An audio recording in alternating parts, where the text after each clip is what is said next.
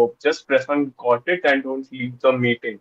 And yes, we are also live. So if any some people will be also watching it on YouTube.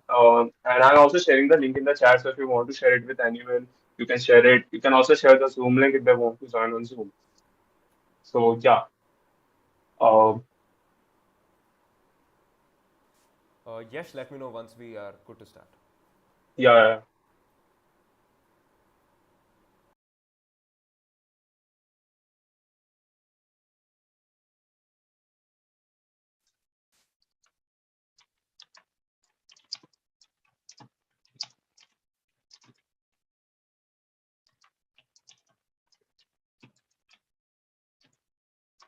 Also, Anup and Kumar, you're using the Google Sheet for access, like for evaluating, right? Or I mean, it's okay if you're not using that. I'm just asking. Yeah, we will not be using that. We will be making our own notes and we'll be sharing that with you. Yes. Okay, cool, cool. Yeah, that will be good. Yeah.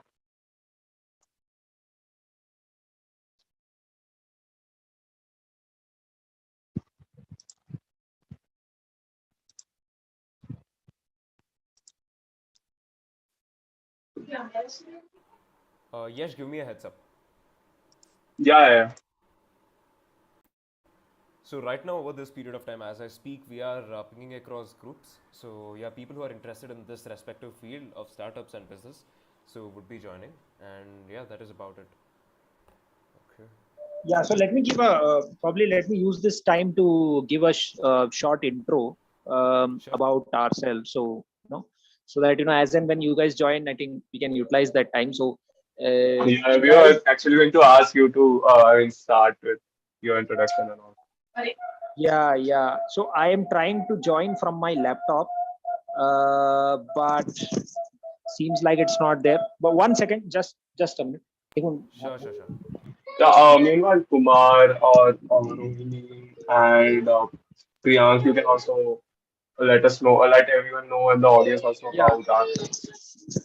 So, so, so my name is Anup, and we are a part of Arthlex Research Private Limited, and I have with me Priyansh, Vivek, and Roshni from my team, who are there as a part of this program. And what we are basically, we are a 3-year-old startup. We are a consulting firm, and we work with some of the major names in the industry. Finding problems and solving their business problems with the view of innovation. Okay, so basically, we work across various domains of banking, automobile, consumer services, and telecom as well. So we work with companies in these domains, and companies come to us with their problems, business related problems. It can be launch of a new product. It can be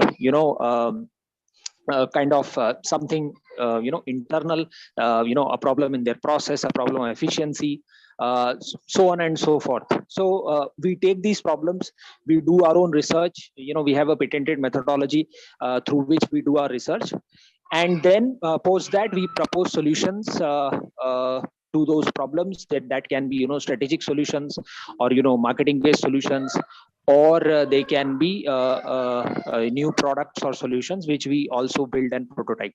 So doing this in the consulting space for quite some time now, we have gained some useful contacts in the industry, as well as gained some financial assets as well. So we are planning to utilize that to invest in some of the startups. Okay, so in the sense, so we have come up with a small program, for supporting startups. So it will be a 3-level thing. So some of the startups whom we like, we would probably directly invest. We can do that also, or we can support them in terms of industry level contacts, wherein they can sell their products and services to any, or do corporate partnerships or tie-ups with some of the major brands in the industry. Or at a third level, we can also provide support in terms of strategy or tactical advice to startups, so that you can make it big in the market. So these are the three levels of support which we will be able to provide to all of you.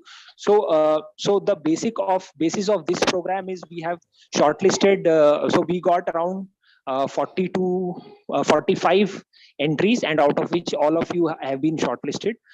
So we are not looking at startups which have a lot of traction. We are more interested in very early stage startups.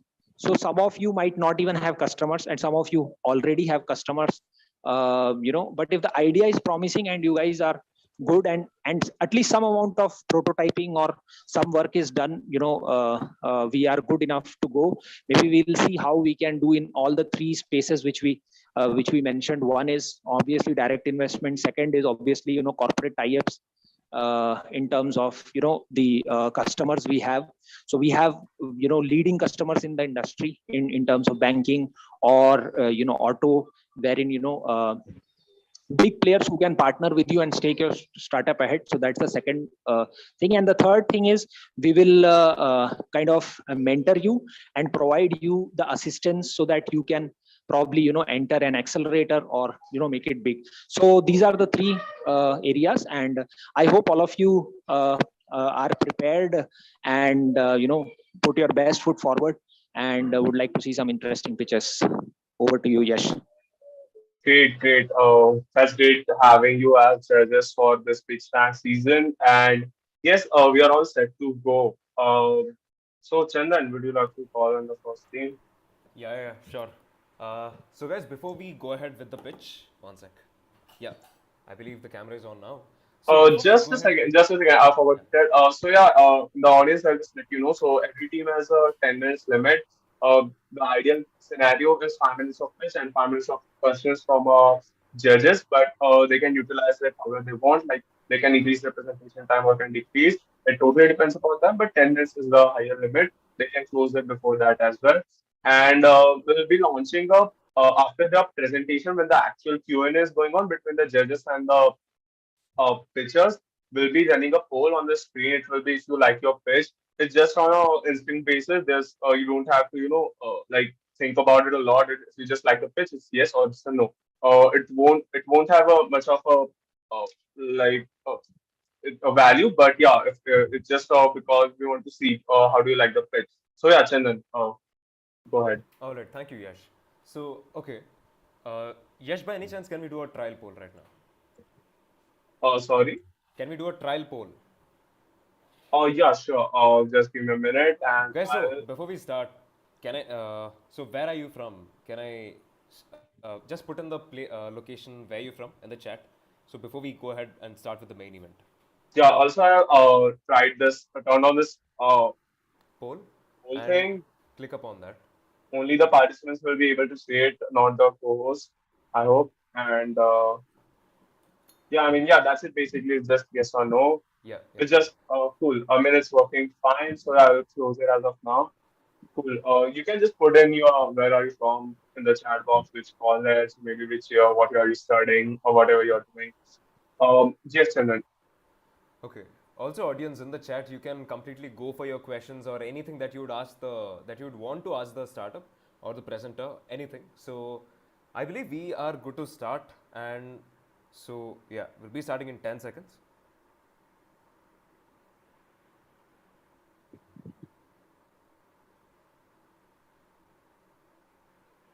All right, so welcome to Pitch Tank Season 2, and this is where we have the first team of the day. The name of the team is Avedan. So, Team Avedan, go ahead. Thank you, Chandan. Okay, let me share my screen.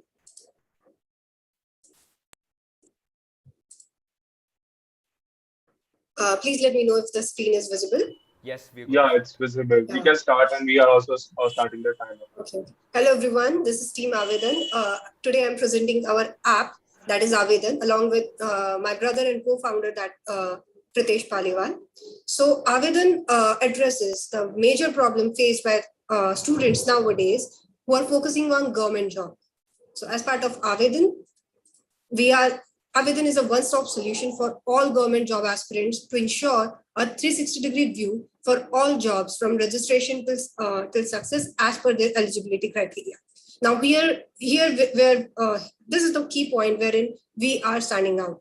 In current market, there is no web or any app which provides the notifications and a single user profile for the students. Okay. The next thing is in-time notification for new openings and upcoming deadlines. As part of our app, we are going to provide the customized notifications based on their profiles to all the students about the new openings for the government jobs and their upcoming deadlines.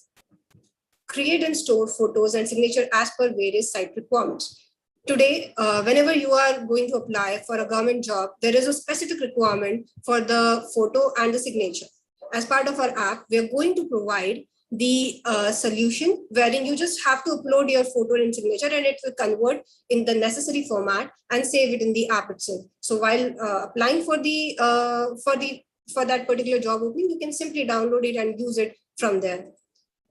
The next thing is give job opportunities advice to students according to their profile, qualification, and aspirations. So today we have no dearth of opportunities, but the right opportunity counts. So over here, we are going to provide the right advice to the students based on their profile, qualification, and aspirations.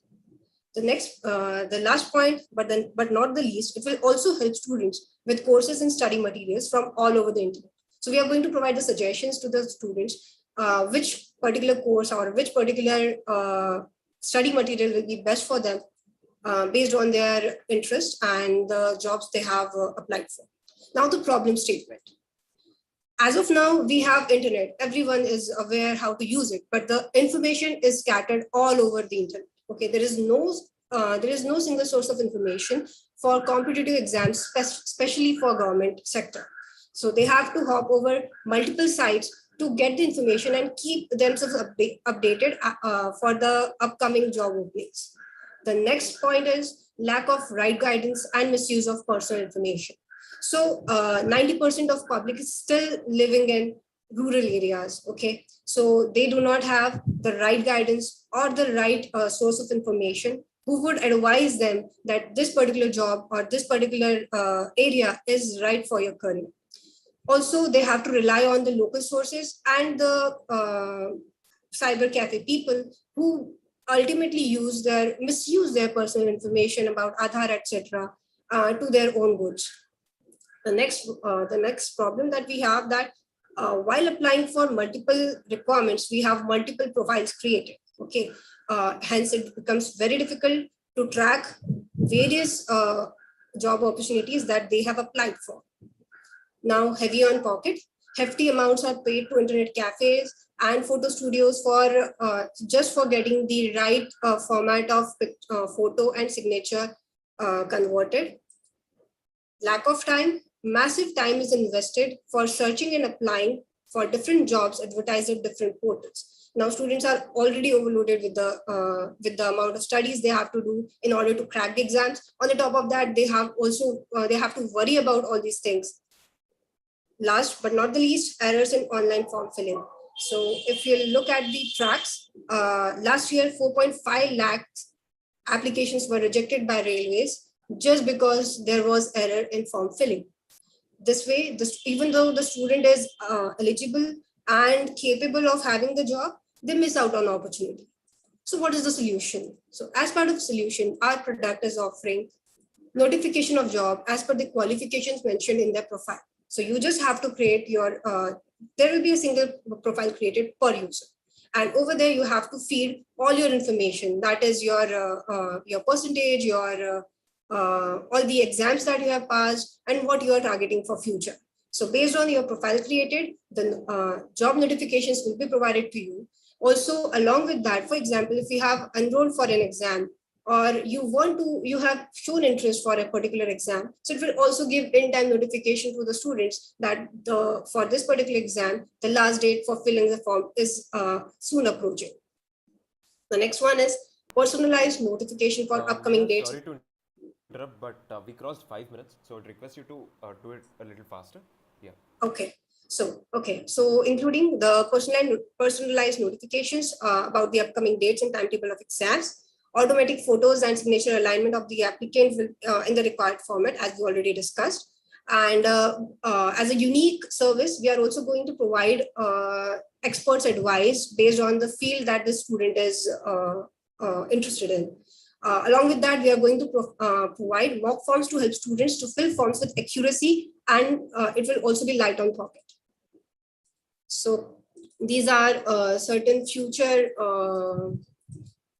nuggets that we have shared. Okay, I'll simply move over to the roadmap. So as part of phase 1, we are targeting to create user registration and profile creation, integrate it with the government portal, and send notification as per the eligibility criteria. And the user is able to configure the privacy settings. In phase 2, we are going to upgrade the app, wherein it will itself modify the photos and signature and upload on the job portal, and it will also introduce the mock forms. The next one, in the upcoming phases, we are going to cover the rest of the functionalities, that is connectivity with the peers, people are able to see your profile, you can connect with the common-minded people, etc. So these are certain, this is the number we have collected all over the internet. So at present, around 10 crore applications are registered every year. And so the market for this particular app is huge. And if we normalize the number of students who are applying for, so it comes around 2 crore students are appearing for government exams each year. So these are just the statistics, how many 1.98 crore students are appearing for high schools, 1.45 for grads, and 20% of the actual people are applying for the government exams. As part of our business model, we are going to introduce the targeted ads campaigning. We are going to collaborate with coaching institutes based on the geographical location of the students. We are also going to collaborate with local libraries for membership and books availability. We are going to collaborate with online coaching classes, and we are going to promote their channels and courses to the students. Books and magazines will also be collaborated and promoted. We are going to collaborate with Byju's, EduRec, and Unacademy to promote their courses. Also, YouTube channel recommendations will be provided. And we are over the year, we are planning for half-yearly or yearly subscriptions to enable users to get personalized guidance and additional features. Yeah, so that's all from our presentation part. So Pritesh and I, we are the core team members, and he has done his mechanical engineering. I hold computer science engineering and have IT experience of 11.5 years. As part of achievements, we were recently selected at Chunauti 3.0 as well. And yeah, so that's it from our side. Please let me know for any kind of questions and answers. Yeah, so Neha, are you working somewhere currently? So as of now, Pritesh is Pritesh is going to, he is the crux of the project. So he has come up with the idea. He's working full time. I am supporting him since I do have the IT experience. Yeah. Okay. So no issues. I mean, that's fine. A lot of people work and also run for startup, but to be kind of clarify to you and also to the other teams, there is no foundation like that. We work with all sorts of people. So let's get that out of the way. So one or two questions I would like to ask. Who are your competitors in the market? Because I see Sarkari Naukri is one side. Then some other players also are there in the market. So first of all, have you identified those competitors, and what are you bringing in which is different? Okay, so currently all the apps that we already explored this part of competition, and what we got to know is that all the players in the market, they are providing it on a random basis. Okay, there is no personalized notification provided by them. Also, they do not provide the suggestions, recommendations based on your eligibility criteria. how we stand out is that we are going to take inputs from user to understand that what kind of aspirations they hold and what kind of eligibility criteria they hold. And accordingly, we are going to provide the recommendations to them that these are the best matches for your profile and you should go with this particular job recommendation. Okay. My second question is, a lot of the target audience for these exams. I mean, if you leave aside UPSC probably, and to a certain extent, maybe, short, state level PSC exams, a lot of these guys are from rural areas and also do not have, if you say a clerical exam or railway exam, most of these are from rural areas or small towns and do not have financial ability. So how do you manage to reach that audience, and what is your revenue model? Okay. So as part of our application is focused to reduce the cost of since 90% of our population is middle class or lower middle class, they do not have proper facilities and they do have a very limited amount of money in their pocket to spend in all these kind of things. So this is what we had focused on from day one, that we need to bring down the cost invested by the students in applying for different in applying for different job opportunities. So the first thing that we are doing is that we are removing the dependency on cyber cafes by providing a solution wherein the user has to have the picture in a particular format, for which easily 100 rupees are invested by every student. So for example, if you are appearing for 10 exams, then you're going to invest 1,000 rupees. Instead, if you take our subscription, the same thing is reduced to 10%, and you are also getting useful insights and useful recommendations for you for the students. So this is what our revenue model is, that we are going to reduce the cost of the student that they are actually spending right now to by 90%, and it will come down to till 10%, so that they'll be more interested in having the app rather than going to the different other channels available in the market. Yeah, so I've not heard. I might end this a little faster. Your 10 minutes are over, is it? Yeah, they are over. Okay, got it. So, okay, fine then. So, Neha, and any other questions from Priyansh or Roshni or Vivek? Oh. Okay. So I guess we are good. So one last question: how far have you reached? Have you created an app, website, or anything like that? So we are basically at a very starting. Though we have explored all the market and we have come up with the final stage of requirement wherein what has to be implemented, that is crystal clear. And we have very basic pages created for the app, but we have to take it forward from there. So as of now, there is no running model, but we have the ideation stage. We have completed the ideation stage, and now we are into the implementation stage. So that is okay. So you are building. Are you on the build stage? You are building the app platform, whatever. So I would say we are in designing phase. Okay, got it. Yeah.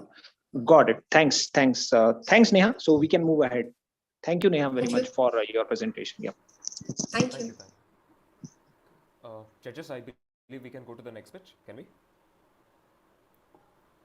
Anup? Yes. Okay. So, all right. So you got the drill. You do the pitch and you go ahead with the poll, and poll is an instant gratification. So you understand how your pitch was. So one suggestion which I can give every single one of you for the upcoming pitches is to tell your story the best way possible. Tell the problem in a story. So yeah, okay. So the next team for the evening is Bitpay. So whom do we have from Bitpay? Can you see my screen? Yes, you can. Yeah. Okay. So very good evening to all of you. So myself, Heyman, and me along with two of my schoolmates have recently founded Bitpay, and we want to solve a simple but a major problem related to cryptocurrency transactions. Okay, So yeah, so the problem that we want to solve is, so nowadays, let's say if you want to make a transaction, cryptocurrency transaction, right? So due to the limitations of blockchain, you have to pay some transaction fees, because there is a limitation on the number of transactions can happen per unit time, right? So that's why people are using some transaction fees or gas fees to prioritize their transactions, right? And it is also very slow. As you can see, average confirmation time for a BTC payment is about 10 minutes, right? So these are some major challenges, because let's say if you are a regular user of cryptocurrency, then then you will have to pay transaction costs at your every transactions, right? And it can be too much it can be too costly, right? So this is the problem. And even if we talk about Ethereum gas fee, so if we follow the swap protocol, then even for any amount of transaction of Ethereum, we still need to pay this approximately $10 gas fees, right? So that is costly. So this is the problem that we want to solve now. What are the solution that we are offering is, we will provide a seamless and instant cryptocurrency transactions in everyday life with minimal brokerage, if you will use our Bitpay, right? So how we want to achieve this, right? So in Bitpay, so a user can deposit or withdraw their cryptocurrencies, right? And then using Bitpay, they can do any amount of transactions without any fee to any other users, right? So the transaction will be transactions will happen without no charge, and that will be for a defined period of time, and after which they can withdraw their money. And this period will be user friendly. User can decide their time period. There is no limitations on that one, and charges will only be deducted for deposit and withdrawal. Now this sound a little bit confusing, right? So how we will achieve this? So for this, first, the procedure will be like this. So first, the user will transfer cryptocurrency to our Bitpay, and it will happen through it will happen, you can say that through blockchain. The amount will get deposit to our application, and a digital currency will be there in our application, which will be in Web 2, right? And now user can seamlessly transfer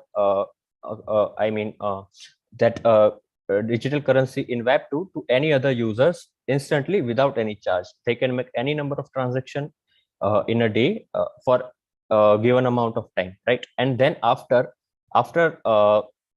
let's say let's say a day, or a week, when user wants to withdraw their money, they can withdraw their amount from Bitpay to their MetaMask or any Web3 wallet, right? So this is the workflow.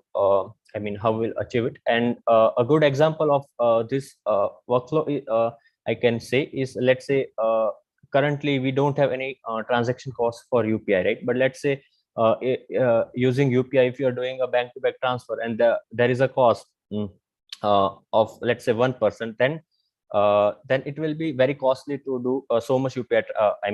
Use UPI, right? But instead, if we offer a wallet in Paytm or PhonePe, where you only need to pay some transaction cost at the time of deposit, and then after that you can do unlimited number of transactions without any charge, and then at the time of withdrawal only you have to pay some cost, then it will be very good, right? So this is the exact same thing we want to do with cryptocurrency using Bitcoin, right? So now I will move ahead to our revenue model. So we will generate revenue via interest. Let's say we can give user an option. Let's say if a user want to give their money for a certain period of time, let's say for a month or 2 months. Let's say user don't want to withdraw for that period of time, then we can give that user some interest, and we can use their money for other purposes, right? For trading or any other things to grow, right? And to generate revenue from that. And we can, in future also, we can produce our own currency like Binance Corp for trading purposes, right? And some Sorry other. to interrupt. 5 minutes are up. I would request Okay, you to I'll end try to wrap up. ASAP. Yeah. So other possible options will be, as I said, we can have our own coin. We can then have some company tie-ups, right? And then we can also provide some currency exchanges between different cryptocurrencies, or also some international currencies like dollar or euro.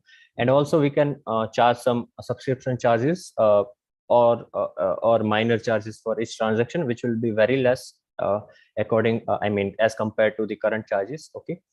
And this will be our revenue model, right? So currently we have very recently found this startup, so we are in designing phase, right? And these are the other two co-founders.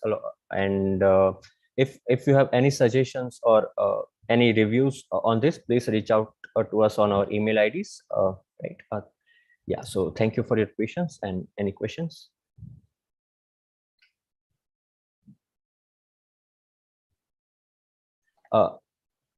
Anup, I think you are in mute.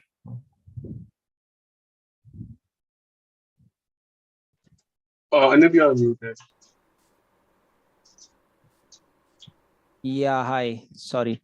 Yeah. So again, my question to you would be the same, that, how far have you reached? Yeah, so currently, we have recently started, founded this startup. So we are in a designing phase. We are building designing and building the UI and all that stuff. So yeah, we are in very, very early stage. Yeah. Okay. So you are saying that you are making the brokerage cost very minimum, right? Yes. Yeah. So right. So have you spoken with users on this? Any regular crypto trading folks on how big is this problem about brokerage? Yes. Actually, some of my friends, you can say, and some of my friends of friends, right? So they are doing regularly crypto transactions because of NFT trading or some other purposes. So I tried to get a review from that, what they are feeling about the gas fees. So yeah, it is quite huge, but but also they want to do transactions regularly because because they are earning a good amount. So currently they have to pay this transaction fees. But yeah, as sometimes they will make loss, sometimes they will make profit. So this brokerage cost hurts a lot. Yeah. So Okay, got it. So would be interesting to see how you are kind of making this possible. Yeah. So I have no more question. Anything, Priyansh or anybody from the Athletics team?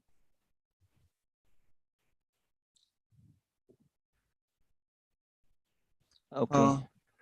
Yep. Roshni, Jagdeep, are you going to speak? क्या मैं मतलब इसको explain कर सकता हूँ simple way में, अगर आपको समझ में नहीं आया अनूप सर? मतलब हाँ बोलिए। तो इसमें बेसिकली हम एक पेटीएम वॉलेट की तरह ही मान लो आप, जैसे यूपीआई में अभी फीस नहीं लग रही, मान लो कि यूपीआई में फीस लगने लगी है, जो लग रही है वेब3 में 10 रुपए या 15 रुपए जो भी। तो हम पेटीएम वॉलेट में क्या होता है कि जैसे हम Paytm wallet to wallet transfer करें, कोई चार्ज नहीं लग रहा, तो वो सेम कंसेप्ट यहाँ यूज कर रहे हैं। जैसे हमें मेटामास्क के थ्रू कोई भी ट्रांजेक्शन करना है तो गैस फी देनी पड़ती है $20 $25 अकॉर्डिंग टू जितना भी ट्रांजेक्शन का वॉल्यूम है उस टाइम पे, ठीक है।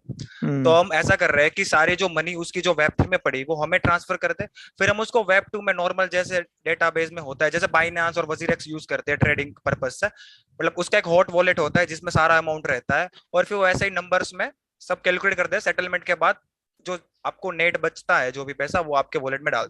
तो ये तो कोई भी कर सकता है ना, मतलब इन द सेंस ये तो ऑक्टा एफएक्स क्यों नहीं कर सकता ये, या ये कोई और कर सकता है, लेकिन जो बेसिक जो बड़े बड़े प्लेटफॉर्म है वो ट्रेडिंग के पर्पज से बने ना ज्यादा। हमारा काम है हम रेगुलर जैसे 50 रुपए का ट्रांजेक्शन आपको बिटकॉइन में करना है, आप नहीं करोगे क्योंकि आपको ऑलरेडी 100-200 रुपए ट्रांजेक्शन। कितना बड़ा मार्केट है इसका, कितना बड़ा मतलब तुम्हारे हिसाब से लोग ट्रेडिंग करते हैं इसमें, मतलब ट्रेडिंग बोल रहा हूँ, मतलब ट्रांजैक्शन होता है, कोई चीजें खरीदते हैं अपना क्रिप्टो ट्रांसफर करते हैं, कितना बड़ा है इसका सर मार्केट? इसका प्रॉब्लम ये है, जैसे वही वाला एग और चिकन वाला प्रॉब्लम है। इसमें क्या है, देखो फीस लग रही है ऑलरेडी, कोई ट्रांजेक्शन नहीं कर रहा ज्यादा, काफी ट्राई कर रहे हैं क्योंकि ऑलरेडी फीस लग रही है, तो 100-200 रुपए का ट्रांजेक्शन कोई नहीं कर रहा, बड़े बड़े ट्रांजेक्शन सब कर रहे हैं।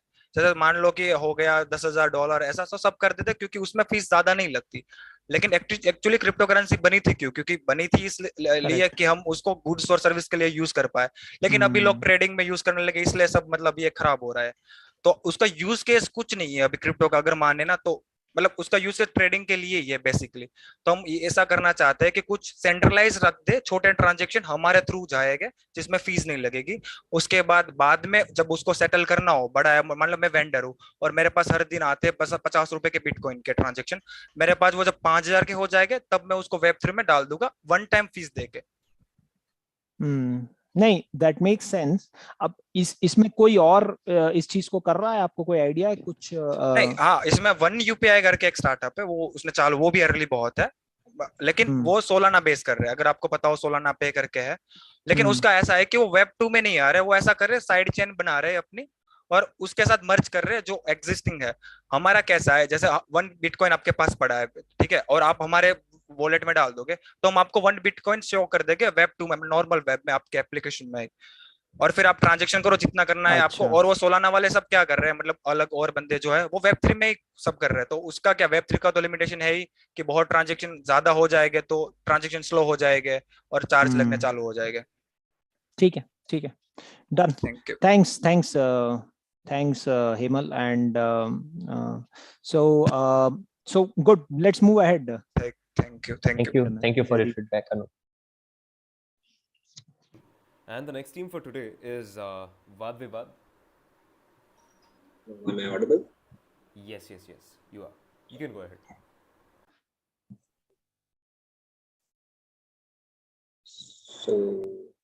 So announcing Vad Vivad. So here's my pitch deck. So Vad Vivad is basically derived from the term discord and debate. So our platform aims to be inspired by arguments. In a country like India, where politics are discussed and countless arguments are done within comment sections over social media, conversations, discussion, and debating is omnipresent in our culture, be it your school, office, group of friends, parents, wife, and workplace, and the list goes on.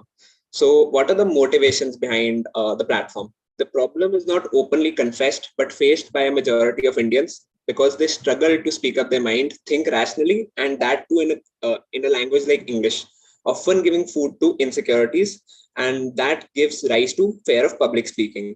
Solutions to cure this is scarce, inaccessible, and impractical for many. Many include book reading, online courses, listening to podcasts, and numerous articles which are present on the internet, or even talking to friends, which is practically not helping much. It is a no-brainer that people. Harsh, you're on mute. I hope there's not a problem. Yeah. Okay. So all of us prefer a person who communicates fluently and hold a potential client's attention even from across the nation. And the first exposure to public speaking for many is being the Padhaku student of your class, chosen by their favorite teacher, and boom, now you're reciting a poem on yoga in front of the whole school. So moving on to the next slide, communication is not easy. It is a very complex problem that needs to be solved. And we aim to solve it via debating. Why? Because debating is a culmination of speaking, writing, and reading at the same time, which is an all-round activity for all. The activity is often underutilized, but inaccessible to many because it is limited to joining college societies, student clubs, attending MUN events, which can range anywhere from around 1,500 to Toastmaster events, which have an average ticket size of 4,500 per 6 months. Moving forward, in order to have a debate, you need a physical hall, you need organizing committee, you need permissions, communicate with stakeholders, we need advertising, and a lot of students willing to participate and put themselves forward. The procedure, it goes in a very simple and straightforward manner. We have 3 students on both sides. They're given a topic of common nature and they converse on the topic. The topic can be anything of your interest, and that is where the creativity of a platform comes in. And they can be tech, social issues, principle based, or even fun. Moving forward, why now? Because debating is primarily an offline activity, which we plan to take it online and reach a wider audience. For example, if you've seen Zoom, Google Meet, and you know why they have gained traction in the past year, and we plan to take this video conferencing platform forward by enabling tools that can like use meeting transcriptions to provide stats, analysis, and improvisations for a person's speech style, and as well as we plan to form an aggregator platform of mentors and public speakers and new budding public speakers to learn on the platform. So basically, we plan to create a website where you click on like join a debate and you're automatically matched up with 6 people. You're automatically given a topic. You rank a topic of your choice, and then you have 5 to 6 minutes to speak up on the topic, just like we're matched with the BlueLearn team today to present this pitch in front of you. We plan to take this forward by enabling speech to text APIs. It is a platform to express your opinions in even private settings if you like. If you're shy enough, you can also use anonymity. Also, one of the major problem faced by our customers is that they have to like put themselves forward, and also they have to go through multiple steps in order to find something that can help them be a better public speaker, which I've already mentioned beforehand, which includes joining a club. That could be finding a community which is like-minded and comfortable for that very person.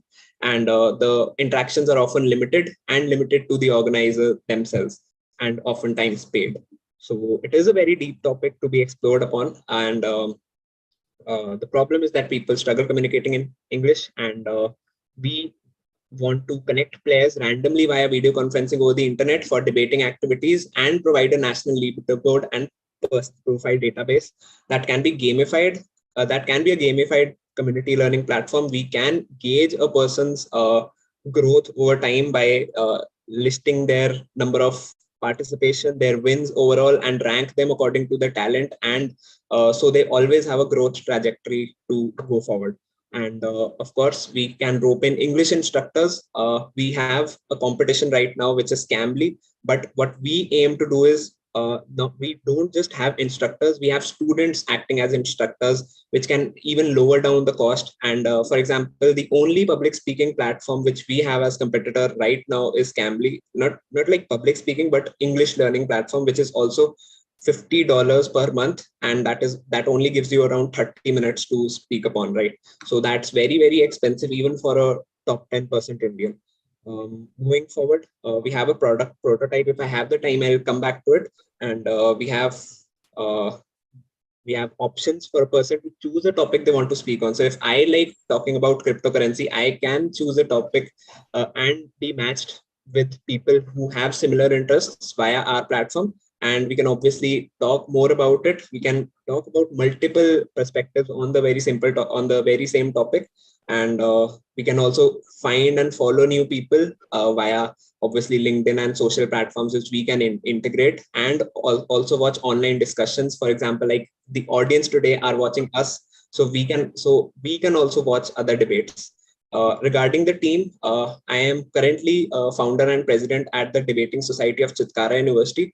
We feel that the potential is immense, and we shouldn't just restrict ourselves to the very institution we are a part of. Regardless, I'd like to let you know we started out as a society 12 months ago, and we have conducted more than 20 plus mock debates for all our paid members. We have sent 45 plus delegations in IITs, IIMs, BITS, Delhi universities in multiple debating competitions. And along with, we have received 500 registrations within the university itself. We have around like 2,500 students per batch, which is a very big number. And moving forward, these are some of the portfolio of events we have conducted in the past. And regarding the business model, we aim to collaborate with other societies to expand our very own network, and also use this platform, like enable this, like democratize the debating platform for all, and enable people to like be a part of the community, which is enabled by tech. So also specific to public speaking. Also, one of the major problem which is faced in many implementations of like English learning apps is that a lot of people end up hosting each other. Like they join a meeting, they don't end up speaking. So the only correction to it is you make it competitive and you make it a more countable, in the sense, if you have speech recognition, you can obviously like see if the person is like, the AI can sense whether the person is speaking or not and kick them out, or like let them in accordingly. Harsh, sorry to interrupt, but we just have like 2 more minutes for question.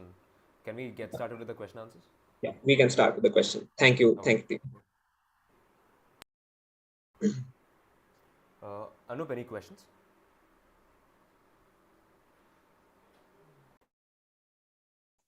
Anup, am I audible?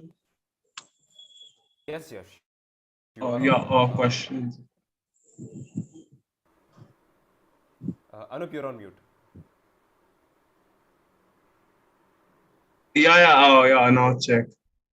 Yeah, so now so that's why so the internet here is quite patchy, so so that's why I had to come again on camera.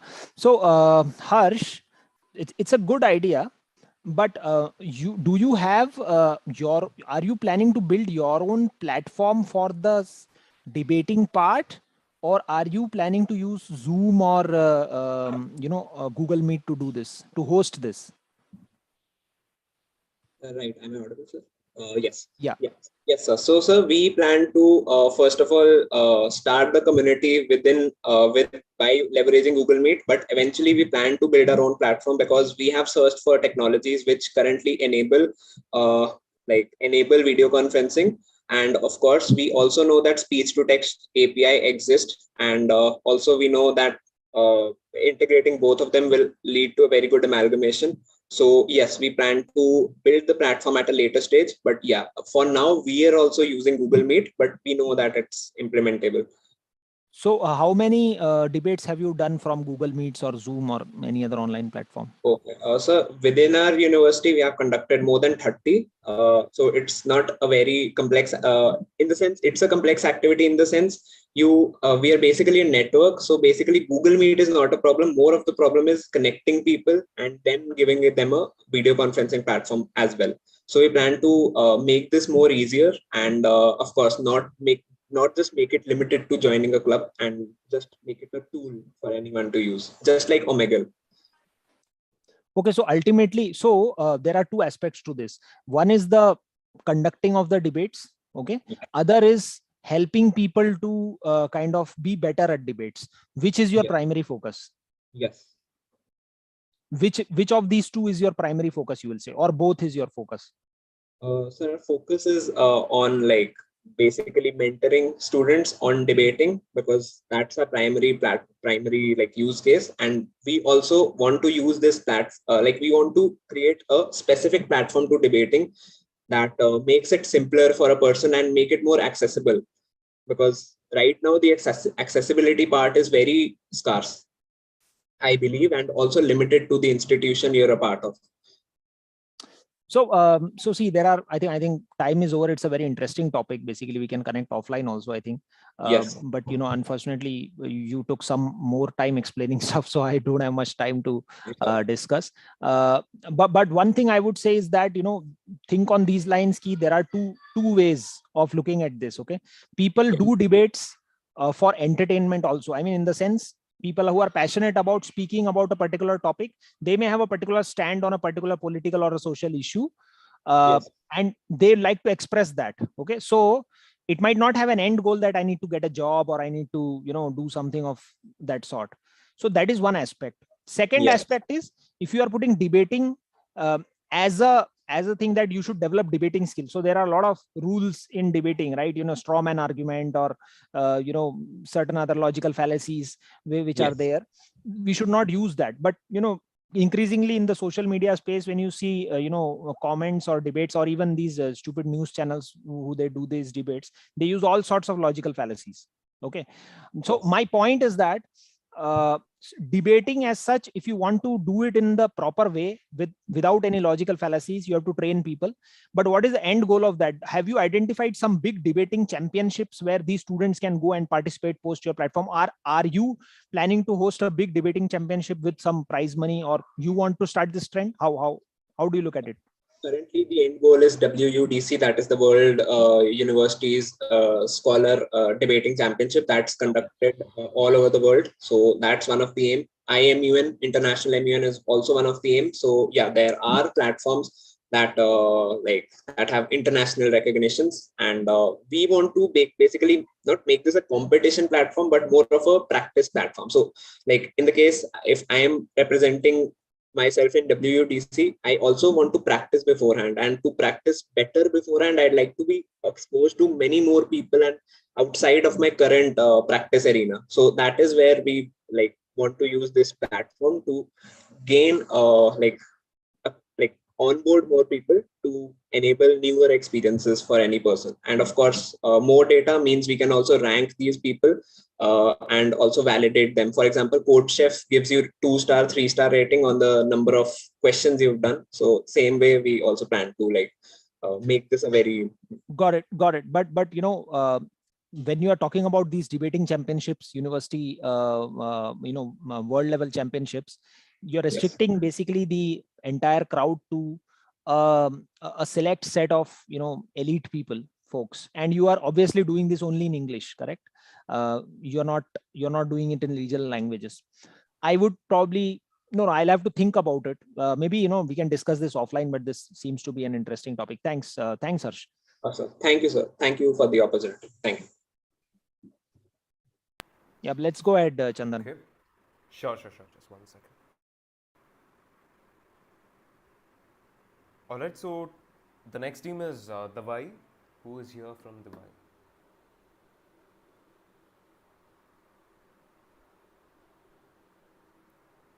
Okay.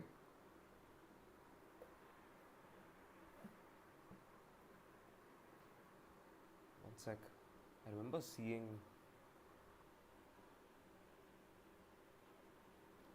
Yash, do we have anyone from Dhawai? Yeah. I've seen the person before, but okay. I think we can go to the next person. So the next team is Proton Lab. Okay, Sandeep, are you back? Sorry, Prerna, 1 second. Okay. Oh yeah, Sandeep. Just a minute.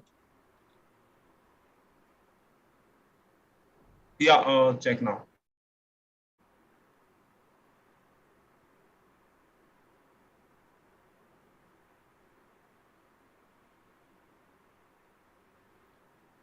Yes, Sandeep. You can go ahead. Sandeep, you're on mute if you're saying something.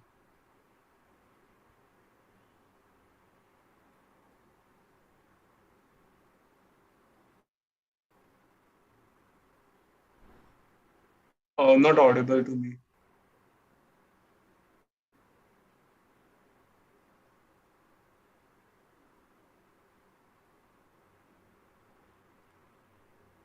Yash, he mentions his microphone is disabled.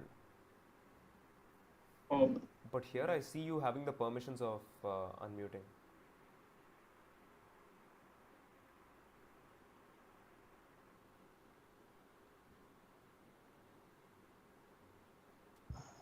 Yeah, so am I audible now? Yeah, you're audible. Yes, Sandeep. Yeah. Yes, Sandeep. You can go ahead. Yeah. Sure.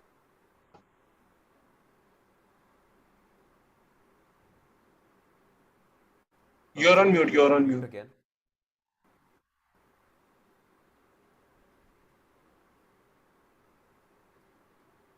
Okay, if you're saying something, can't really hear that. I don't know why this is happening. When I'm sharing the screen, the audio is automatically like. Can you join from maybe 2 devices? Yeah.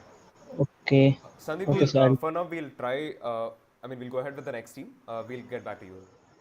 Okay, so just reschedule. Yeah. Yeah. You can go after Proton Labs. Chandan, we can go with Proton Labs for now. Okay. Prerna from Proton Labs. Yeah, go ahead. Hi guys, hope you're having a great evening. Just give me 2 minutes, I'll quickly share my screen. Okay, cool. I hope you guys are able to see my screen. Just a moment. Just a quickly. Yes. Yeah. Hi guys, so Prerna this side. I'm the founder of Proton Labs, and we are actually incubated with IIT Rupal as well. The problem that we're actually solving is for actually all the startups and small businesses across India. So we all know ever since Shark Tank came out, there has been such a huge demand for marketing and growth services. Apart from that, there's so much thing about okay, we want to get funded. People are understanding the importance of all these steps, marketing, growth services, funding. They want to have these things, but majority of the people don't know where to start, how to get these services, and most importantly, who to trust to get these services, because there's so many freelancers in the market, so many people in the market, so many investors, they don't know how to reach out to investors. There's a huge chaos right now. And that is where we come into play. We are trying to create an ecosystem for all the small businesses and startups across India where they will get marketing and growth services. We will help them in getting funding, and we will build a community of entrepreneurs on the side where they can learn and grow together. Our business model is basically divided into three major segments. First is the subscription-based services. Second is the funding providing parts, and third is the community. Jumping onto the subscription-based model, now after working with for over a year with over 40 small businesses across India and having conversations with over hundreds of them, I found out that subscription-based model works the best because that is something that is very, very cost-effective for us. Something that like it's recurring and retainer basis, so it's very, very easy for the customer as well to work around and pay us. And also we have retainer basis packages as well, but if the customer wants to create their own package and have certain things, for example, they want certain number of posts on social media, the packages can change and they can manage their pricing of the package according to their requirements, and they can upgrade it later as well. The minimum order value currently that we have is 15,000, and we can upsell that to 50,000 per month on a retainer basis. Coming to providing funding part, so this is where we actually want to sort of pivot and have more attention currently. So basically, we found out, I personally was helping a lot of startups that I've been working with to actually make their pitch decks and get funding, which they actually got funded. And on the other hand, I saw that there's so many small businesses. Few of the small businesses that I was working with, they were making over 15 lakhs a month on their native websites with advertisement cost of less than, let's just say, 50,000 rupees or maybe around that, right? So I mean, imagine if those people get funding, where they can grow, right? So but those people do want funding, but they don't know, again, where to get started, who to reach out to. So that is where I actually came up with the idea, why don't we become the matchmakers and help them in getting the funding. Once they get the funding, we can take a commission of them. We can take a certain commission, certain percentage as a commission for making that happen. We will help them in making their pitch deck, reach out to the pool of investors that will create alongside, and yeah, they can get funding and they can grow stronger as well. And because we are already providing them our marketing services, right, we will know exactly, like what are their current statistics, what are their future analytics can look like. So that is something that we can hold really, really strongly and help them work around a lot of things better than anyone else can. The third and the most interesting aspect of community. So in the community aspect, we're actually planning to build a community of all the startups that we are going to working with. All the entrepreneurs, all the business owners will be a part of this community. In this community, we are going to be helping them in understanding how they can grow their startup, how they can, just letting them know about entrepreneurship, having speakers there. So this will be a very, very interactive, close community where all the people that we are working with will be a part of. But we also want to explore another aspect where we want to keep this community open for all with a subscription fee. So if you pay a certain amount of subscription, you can be a part of this community as well. Currently, we are at a revenue of, we are only at the service subscription model currently, and we are month on month, we are making 1,50,000 plus on a monthly basis, right? So yeah, currently this is where we are at. Sometimes over 2 lakhs as well. It depends on month which projects we are getting, and which, for example, websites and everything. It completely depends on that. Coming to a brand value, we have 10 clients currently. Out of 10 clients, 5 are out of referrals. So the brand value is actually very, very strong. And also the fact that we're backed by IIT, it just adds more value to that. Our vision. So basically, we have divided our vision into 3 segments. One, is we want to create that hype around Proton Labs so that we don't have to reach out to the startup, they reach out to us to work with us. So that is one of the major goals. Secondly, once startups start reaching out to us, we want to go through a selection process and work with only a selective number of startups. For example, let's just say every month we are taking in five startups, working with a selective number of startups so that we can also maintain the quality of work that we are, like having. So yeah, we can maintain the quality of work. We can maintain that the fact that if we are having 5 startups, majority of them get funding or something like that. And the ultimate goal is to go globally, work with investors across the globe and startups across the globe. Our team is currently of 7 people, and I'm the founder, and one of our founding team members, Divyansh, is also on the call. So yeah, this is pretty much it from our end. Thank you so much. So thanks, Prerna, for that pitch. How much time do we have, Chandan? Just a quick time we check. have 6 minutes. 6. Yeah. Great, absolutely Awesome. good. So awesome. So tell me this: as part of marketing and growth services, what exactly do you provide? Okay, so we provide services from social media management, performance marketing, influencer marketing, SEO, website development, emails, CRM management as well. We are also tapping into photo shoots as well, but we are not sure if we want to continue that or not. Okay, so so in terms of how many you said, how many startups are there? You said 5 startups are there along with No, you. currently we are working with over 10 startups, but that Okay. was just a numeric number that I wanted to show you, that if we are working with that many startups, ultimately, like a lot, half of the number comes out of referrals. So people are actually liking what So we do. which stage are these startups? They are at early stages. They're all at early stages. They are okay. So I'll tell you, majority of these are small businesses who are earning more than 10 lakhs per month. Okay, but they don't know. They really don't know what to go. Got it. Now this gets interesting.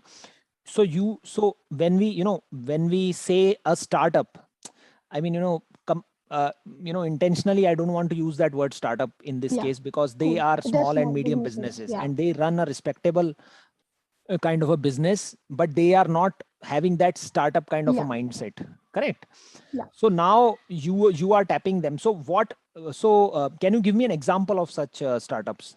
Okay, so I'll give you an example. I can even name one of the startups. So there's this brand called Leoki. It's a startup being done by a girl, college-going girl, who actually sells corsets online. Okay. Last month, with zero ads, only social media marketing, we were able to get more than 8 lakh of sale within a month, and they were all prepaid orders.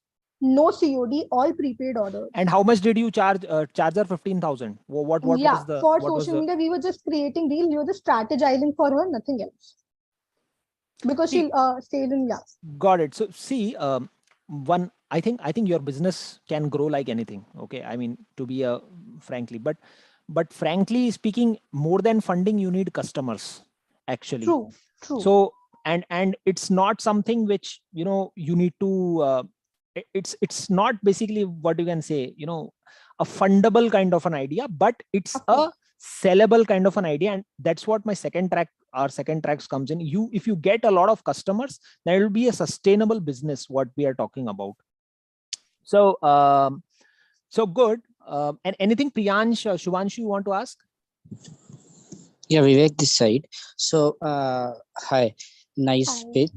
Yeah, you said you are making a revenue. If I am not wrong, I missed it somewhere. You said you are making a revenue of 1.5 lakh a month. Yeah. And where is that coming from? From these 10 startups you are saying? For the first, the subscription based model. Actually, currently we haven't deployed the funding part and the latter community aspect. We are just starting out on the community aspect, but we haven't done that yet. Okay, and so you showed 3 things. Number 1, I understand, is the marketing help that you are giving, offering whatever. Second thing is you are telling you also want these guys to get funded. Okay, and the third thing is you said you will take some commission out if they get the funding, right? So you are only planning to take commission, or you also take stakes out of them?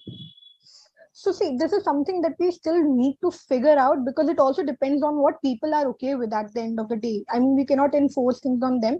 Also, the fact that, let's just say, if we are working with 10 startups, of course 10 out of those cannot get funding will be given to only those who are actually good and who actually want to grow their business ultimately. So we'll be helping only them out, which we feel can actually get the funding and probably can grow. Another thing that I would want to address, Anup, that asked, this is not, I completely agree with you. Currently we don't need funding. This can be bootstrapped as well and bootstrapped very well. But the only issue is that there are so many players in the market who are selling subscription based model services. Okay, now the ultimate way that we can attract people is by the latter two things that we are actually presenting: the funding aspect and the community based aspect. Now the funding aspect is something that has been really hyped up after Shark Tank.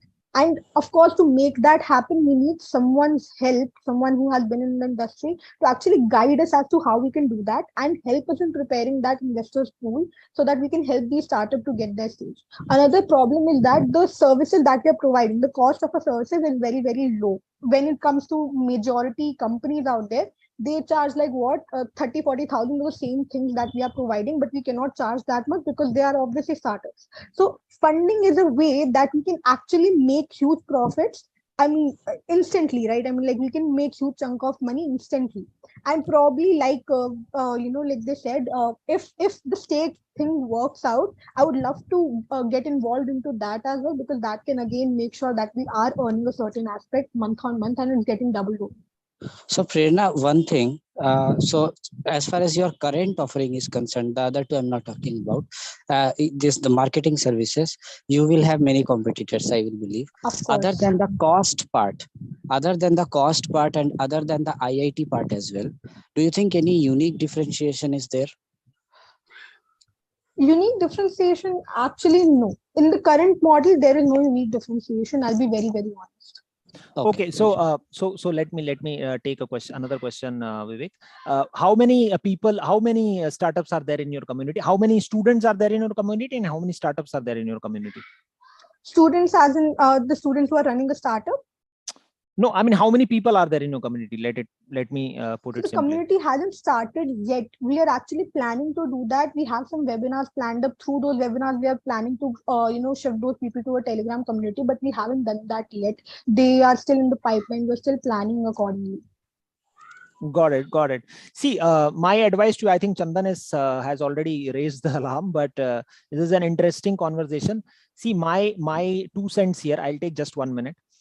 And obviously post this also we would like to connect, but the thing is that even for getting when you are promising somebody that I'll get you a funding, okay, we should have a solid background on that. That how there should be a roadmap on how we should get.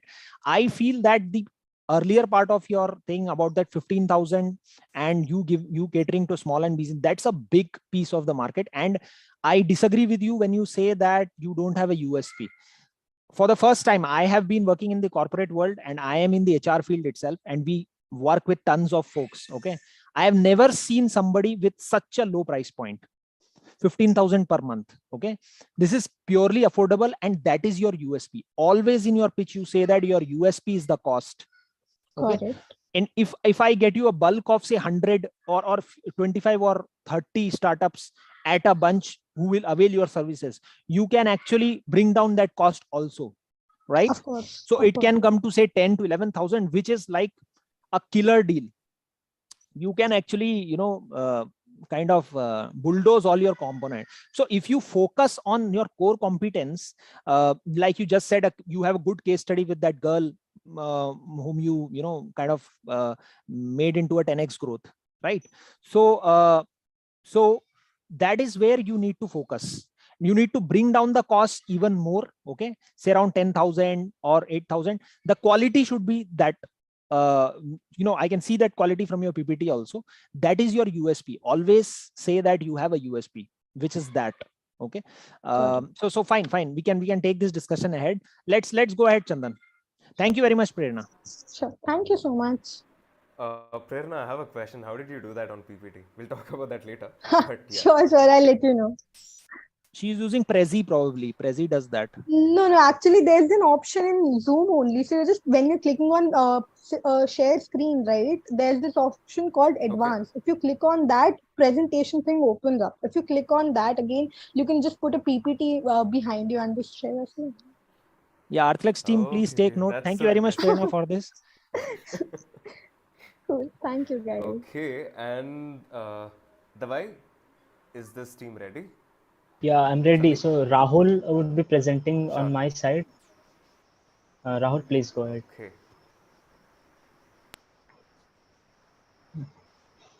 So, so is it visible? Excuse me. Yeah, yes. it is visible. Yeah. So firstly, I'd like to thank BlueLearn for giving us this opportunity to present. I am Sandeep Yadav, co-founder of Dhawai. So Dhawai is like an unified health interface integrated healthcare platform that enables doctor to write e-prescription, eases the access of electronic health records, and delivers medicine. So it sounds very complicated. So we'll move on phase by phase what problems we are looking on. So the problem that we are facing, we are tackling is like in India, the doctors write hand out very illegible handwritten prescriptions. Why does that happen? It's because there is high amount of caseloads. A doctor is treating a patient in his chamber and 200 others are waiting outside. According to like WHO standards, there should be one doctor for 1,000 people, but India the situation is like one doctor for 11,000 people. So this shows that there is a high caseload on doctors, and the time is also very limited. So that's why there is a lot of ineligible handwritten prescription. That is the reason for 61% medication error in Indian hospitals. So what solution we are providing? That is, the solution is there would be a digital platform that will actually enable doctor to write e-prescription. And how we are actually creating this? We are integrating it with unified health interface. This is a concept given by it's under progress, working with Ayushman Bharat digital mission that provides a unique health ID to every citizen, and it stores all their health records. So then we'll next. So let me explain you how actually we'll be integrating UHI. So UHI would be an open protocol where there would be two sides. It will ensure an interoperability of health service provider applications and the end user applications. So we'll be placing ourselves in both the sides, where the Y would be actually a platform where doctors would be using it to write e-prescription, and on the other hand, the patients would be actually accessing it and getting their medicines delivered directly from their e-prescriptions. So next is what are our unique selling propositions. So number one, we'll be delivering the medicines directly from your e-prescription. Like whatever the doctors write medicines, it will directly delivered before you actually reach your home. Then the second would be we'll use QR codes. Like each doctor would be given a unique QR code which will be pasted in the chamber, and every patient who comes, he scans it, and all the details of that patient directly get transferred to the doctor side. So before the patient actually enters the patient's room, he would be able to go through his past health records, and this will reduce the total consultation time. And the number third would the most unique point is we'll be rewarding doctors for writing e-prescriptions. Like there are certain kind of e-prescription services which are working for past 5 to 6 years, but the acceptability of these services are very low in the market. The major reason is that the same doctor who is writing a paper prescription for the past 10 years, he doesn't have a benefit of transferring from paper to e-prescription. So we will be actually rewarding doctors, like you transform from paper to e-prescription and we'll reward you. The next. Okay, so this is the current scenario where you can see that only 2% of the 2%, there is a 2% of market penetration of e-pharmacy. And rest 98% of India's pharmaceutical market is completely offline, and the reason for that is because 98% of India's prescription is written offline. So it is very tedious job for a patient to actually get an offline prescription, upload it in the web, and get the medicines delivered. So whatever players that you see today, like pharmacy and 1mg, they're actually operating in those 2% market. So next slide. So this is our market size that we have identified. So we are actually targeting the doctors. In India, we have 1.2 million doctors, and out of which, if we just see that see just private practicing doctors. There are Let's around move over 6 this lakh slide. private practicing Let's doctors. move.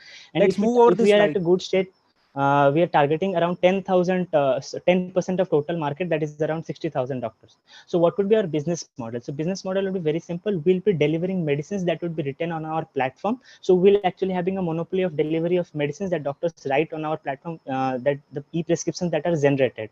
So if so our revenue would be like, if 10 prescriptions are generated, so we'll deliver medicines and we'll give rewards to doctors for writing e-prescription, and the remaining part would be our revenue. So, and the second one, since Dhawai is like a digital platform that would be used by doctors, so in future when we have a bulk of doctors, it can be a very good source for the pharmaceutical companies to promote themselves. And the current time, pharmaceutical companies use medical representatives to promote their products. But if we have a digital product that has an access, that has penetration to the doctors, so that could be a platform where pharmaceutical companies can use them to promote. Next.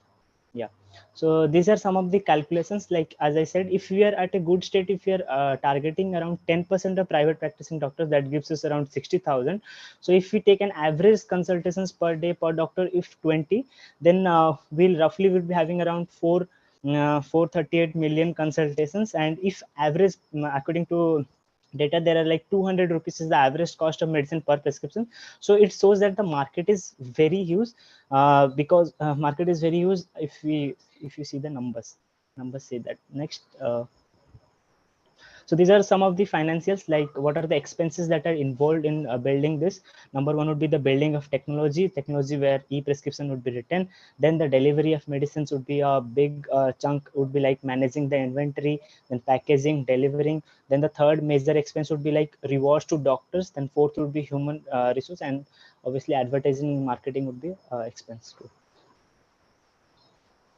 Then okay, so this is our competitors landscape. So there we have studied it based on two major points. Number one is the smooth experience of e-prescription, and other one is the online and offline pharmacy. Like for example, there are companies like local hospitals and clinics, they have offline pharmacy and painful experience of written prescription. Then there is like pharmaco companies like pharmaco, who are actually giving e-prescription facility of e-prescription, but there is they have people have to buy medicines offline. And then there is an painful experience of handwritten prescription with e-prescription delivery, then that is like Pharm Easy 1mg. So we have placed ourselves uniquely where we are giving an smooth experience of writing e-prescription, and this is actually the medicines are directly delivered through those prescriptions. Okay, so how this is our go-to market strategy. Number one would be medical representatives. We already know that they have a deep connect with the doctors. So the first step would be connecting. We are already in connect with them to reach out doctors who would be using our initial. Who will be our initial customers. Number two would be like we'll connecting with influential doctors to social media, who will be educating doctors about digital health. And number three, or one would be like through a referral program, doctors will connect. Reach out to more doctors. Okay, so this is our traction. Like we are in talks with doctors where we are like testing our initial products, but by the end like of quarter 2 22 23 23 24, we are planning to like onboard 1,000 doctors. Sandeep, I request you to wrap it a little faster. We just have like so this is our roadmap. Like we brainstorming our idea in around June 2021. Then we hosted our idea. Currently, we are in a stage where we actually developed our product once, but there was some issue with that. So we are actually working on another version of that. So next, yeah, that's it. This is our team. My name, I myself Sandeep Yadav. Then PRA Prakash is the tech lead, and Saurabh Samal is UI UX designer. Yeah, so I think Shubhanshu has some questions. Chandan, can you allow him to ask? Yeah, before that, we did already. Good evening. Yeah. Am I audible?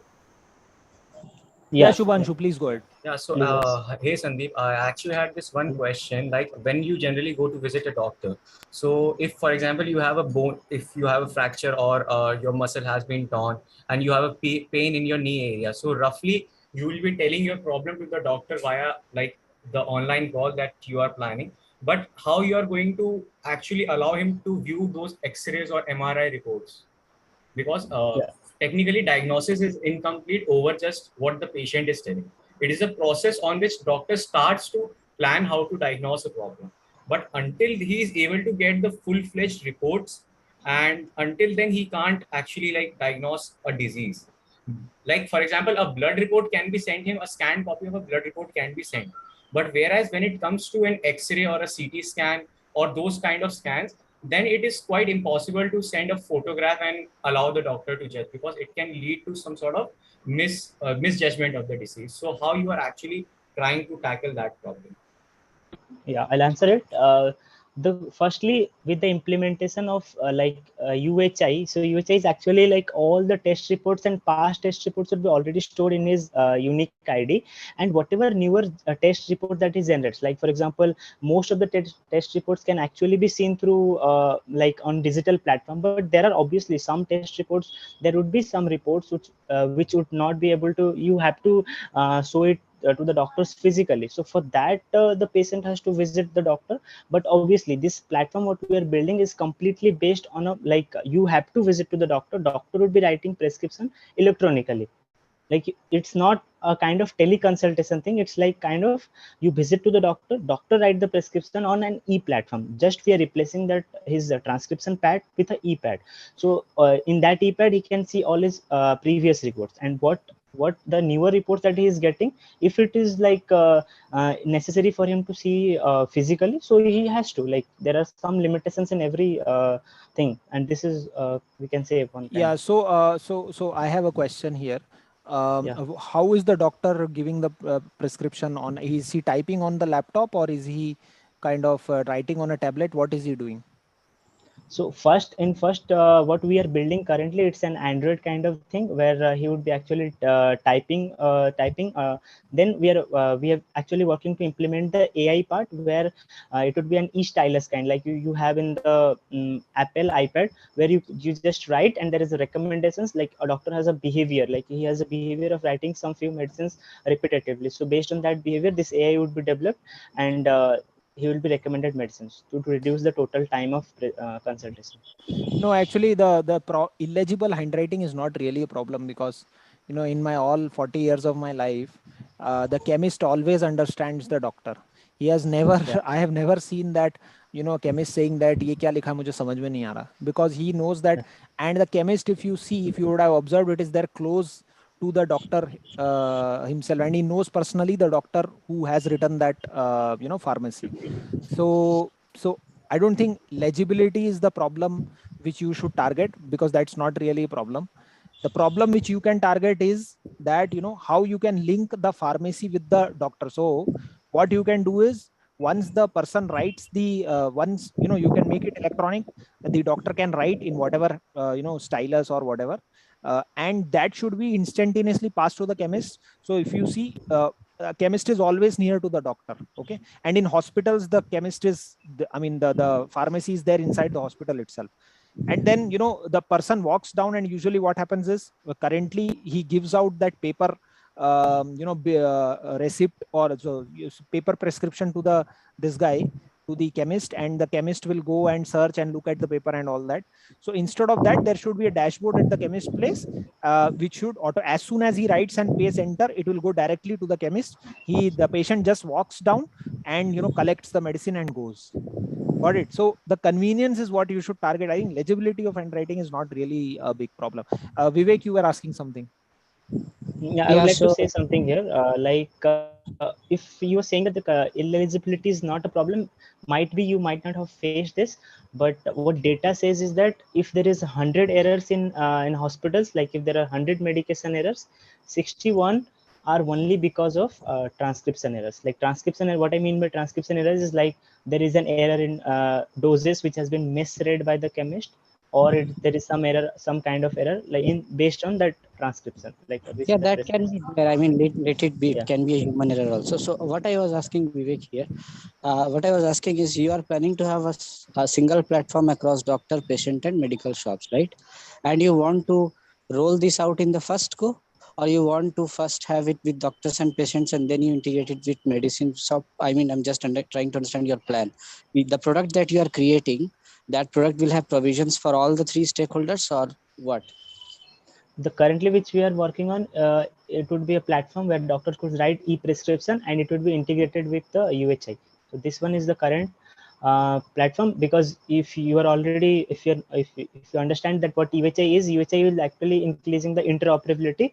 So doctor write prescription for our platform, patient can get their medicine delivered from other platform also. So once we are good hold with the doctors, then we'll be adding that medicine delivery part. Okay, and tell me one thing: how are you solving this problem of digitizing the existing data? So let's say a patient of 45 years, he will have his history for around for 20-25 years. How will you do that data entry work?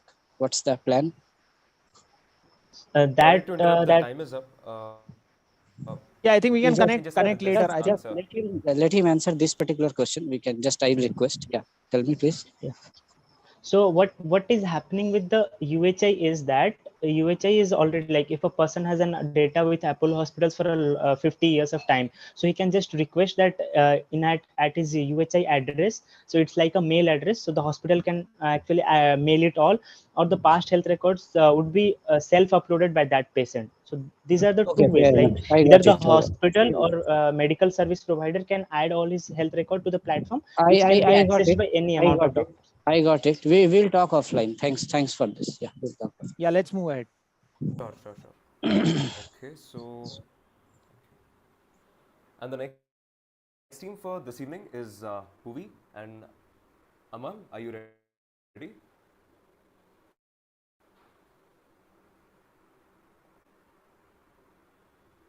Amal, you can go ahead.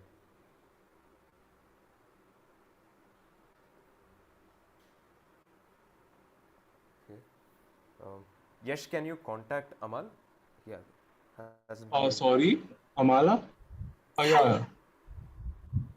Yeah, Amala, sorry. Okay. Yes, Amala, you kindly unmute. 1 moment. Yeah.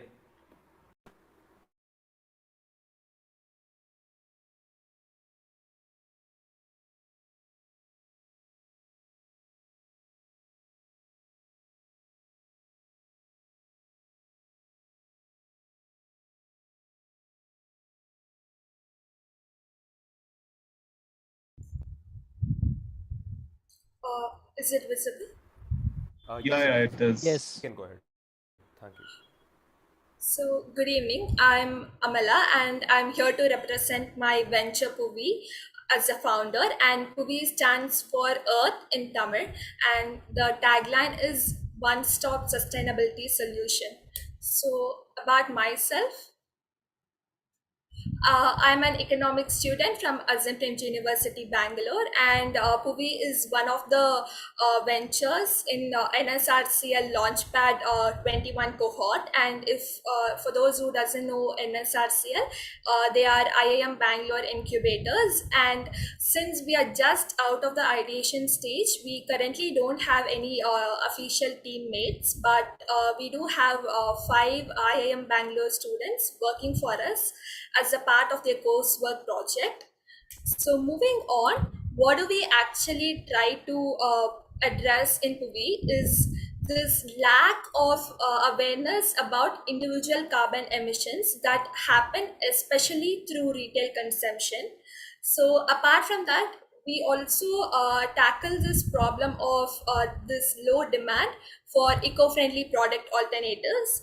And even if someone is willing to go and buy those alternatives, we don't have enough accessibility and affordability for such goods. So these are the 3 main problems. And how are we going to do is, so Puvi is basically an e-commerce platform which sells only locally sourced eco-friendly products in that particular region. So apart from that, since we also focus the carbon tracking part, like the individual awareness about carbon emission, we have a free carbon tracking tool, a free integrated carbon tracking tool in our platform. And we'll be also featuring the carbon footprint of each and every product which is available in our website. Apart from that, we'll be featuring how much carbon emission are you going to save by using our product rather than a normal product which is available in the market. So it seems a little complicated. I'll tell you how the platform works. So briefly, we have two customers, customer 1 and customer 2. So customer 1 who is coming to our platform to track their carbon emission.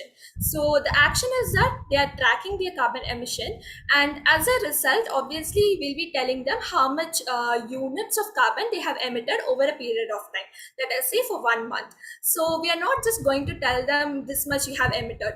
We are going to give them a solution, which is a product recommendation that they have done through like a compensation for all the carbon emission they have done. So we are going to give the product recommendation, the products which are available in our platform. So the possible reaction could be is that the customer could buy the product. Otherwise, a customer who is coming to buy the product from our platform, for example, if you need a mug, an eco-friendly mug, you're coming to purchase the product, you're buying the product, and we are asking you to create a profile, and as a reaction, we'll induce you to track your carbon, which is the next kind of entry. So actually we create a two-way entry for our platform, and we try to maintain, or we try to retain the customer within the platform. And also, like, more than telling that Povi is just a product, we would try to tell that Povi is an experience. So we are trying to tell that Povi is, your one-stop sustainability solution. So moving on, what value do we offer for our customers is a carbon footprint tracker, which is obviously free, and it's a personalized and customized one, and tracking carbon footprint of every product, and then providing affordable eco-friendly goods and incentivizing green behavior of customers by way of giving them reward points and other cash rewards if they continuously reduce their carbon emission every month. So what is the market size is that our targeted audience are millennials and Gen Z. So from 18 years to 45 years, and they cover up to, roughly 35 to 40% of the population. And apart from that, there is another survey which tells that the total consumption, retail consumption expenditure in India could grow till $6 trillion, by 2030. So we think, or we believe that this could be a huge scope with all those, topics around climate change. We could not only blame the MNCs and corporates for such climate change. So we believe that a retail consumption revolution should happen. So we also, look to take an early advantage of that revolution. So coming to the channels, our initial marketing channels would be institutions like schools, colleges, corporates, and B2B collaborations with hotels and resorts, and digital marketing. And revenue model and cost model, I'll briefly explain. So revenue model, product commissions and B2B commissions and collaboration. So I'll keep this future plans aside and come to the cost model. Our initial cost would cover application building and maintenance in the go, and advertisement cost and logistics. And so coming back to the future plans, if we have enough data in another 2 or 3 years, we'll be having data about all the footprint, like the footprint of each and every product. So we are trying to put those data to a use. So by becoming a government approved agency for certifying carbon footprint of products. So if, for example, if I go and if we become such a government approved agency, we'll be getting revenue by certifying carbon footprint of XYZ companies' products. So why now? Two simple reasons is that one is all the global warming and climate change concerns, of course, and the other is the early advantage opportunities, as I said, for all the government policies on climate change, which are expected to come in the coming age. Got So it, the Amla. future road. I think there is a lot to discuss in this, so that's why I'm just cutting you short. That's it, right? I mean, sure. yeah. So there's a lot to unpack here. So first question: are you aware of the carbon credit system which is there? Yes. Which was started. I am not tracking that news. Can you bring me up to speed on what is the status of that now? I used. Carbon. Hmm. Even I'm not up to date, but as far I know, the companies just trade their carbon, but actually there are some kind of limitations to that, because that actually kind of induces that gives some space for all the first world countries to Yeah.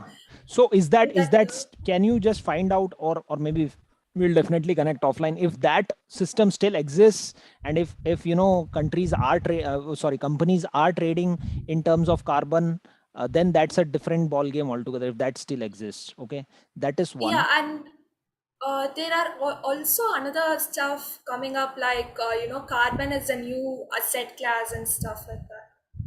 Yeah, that is also another thing, but that is sometime in the future. But so that is one thing which you need to find out. Secondly, how have you calculate have you derived the mechanism of calculating the carbon footprint of products or people, of somebody, say No, what? Hmm.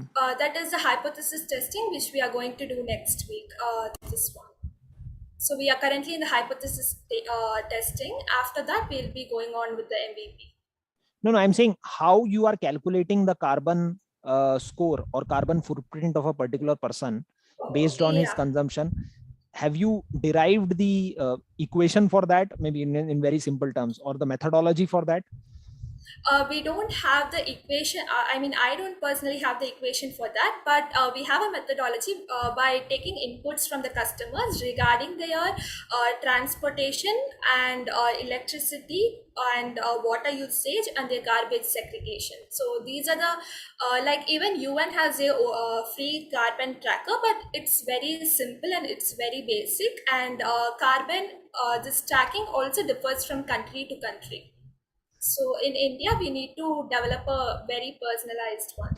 So there are two customers to this. One is your companies, basically, one is the individual customers. I'm not very sure how much people are aware, and if they don't see a benefit in this, because they will see benefit in in health scores. Say for example, if Healthify Me is giving a score that for his, because that directly affects his well-being. From a carbon point of view, I'm not very sure how many people are that conscious. You'll have to build a huge awareness. But in the company space, if you are able to work out on a mechanism which can certify, as you said, companies products, what is the carbon footprint, that is a big area. And in terms of companies also, at least as long as, say for example, a company like Infi, okay, or you are from Azim Premji University, let's take Wipro as an example. If you target individuals, then probably employees of those companies can have one tracker wherein the amount of time they spend in office, that can be tracked and their scores can be assigned accordingly. But I'm saying on a voluntary basis, if you do this, misreporting might happen. There's no incentive really for people to follow that. But we can work on something. We can think about it, but that's a good area. Anything from Vivek you want to ask, or anybody else? Great. Thank you, Amala. Thank you. Thanks, Amala. Anup, can we go to the next team? Yes, sure. Okay, 1 second. So the next team is Shire. Do we have someone from the team? I don't see anyone from the team in the chat, in the participants list. Okay. Okay, Tanya, you can go ahead. Yeah, sure. 1 second. Yeah, Tanya, I made you the co-host. You can share your screen now.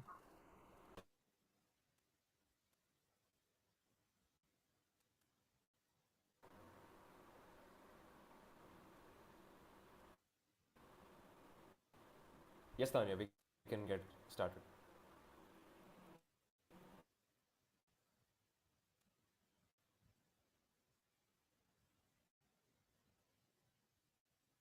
It's not audible for me.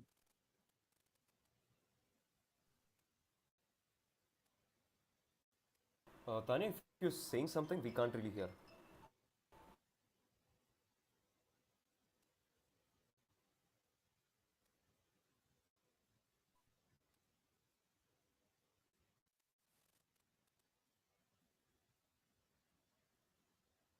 No, you are not audible.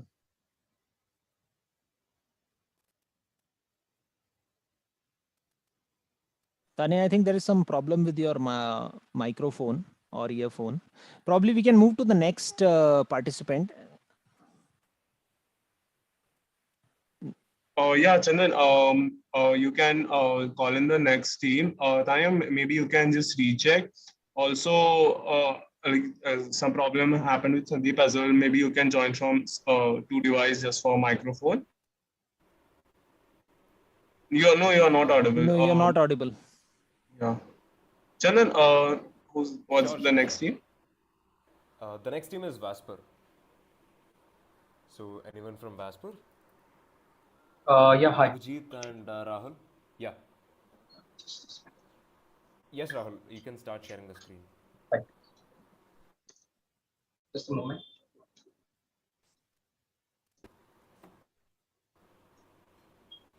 So is my screen visible? Yes. Yes. We can get started now. Yeah. So good evening, everyone. This is Rahul Krishnananda. And this is Abhijit Rath. And we are Vasper. We are here to revolutionize the retail sector of India. Right. And how are you going to do this? Let's get into the pitch day. Well, let's get first to the problems a local brand faces while trying to get into multiple marketplaces.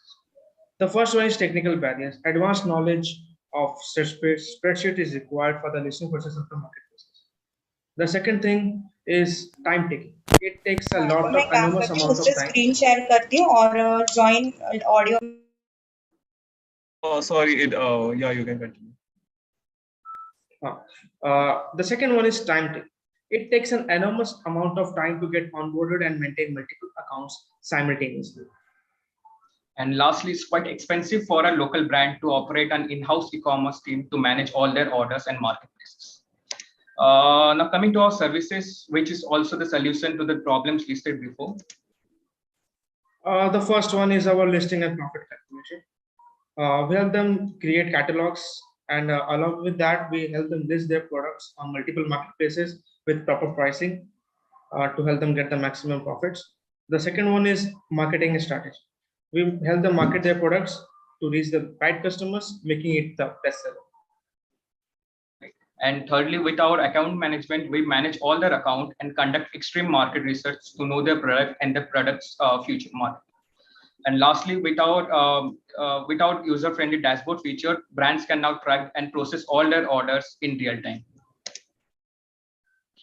Now the question arises, why Vasper? See, due to this pandemic-induced market, more and more brands are now getting aware about the online presence. And due to this, there is a sudden increase in brands number. And with that, competition increases. Now, brands are now looking for an extra edge, which Vasper provides. Now, let's get into the unique selling proposition. What makes us unique? What makes us great? The first one is commission-based system. We don't ask for any upfront charges.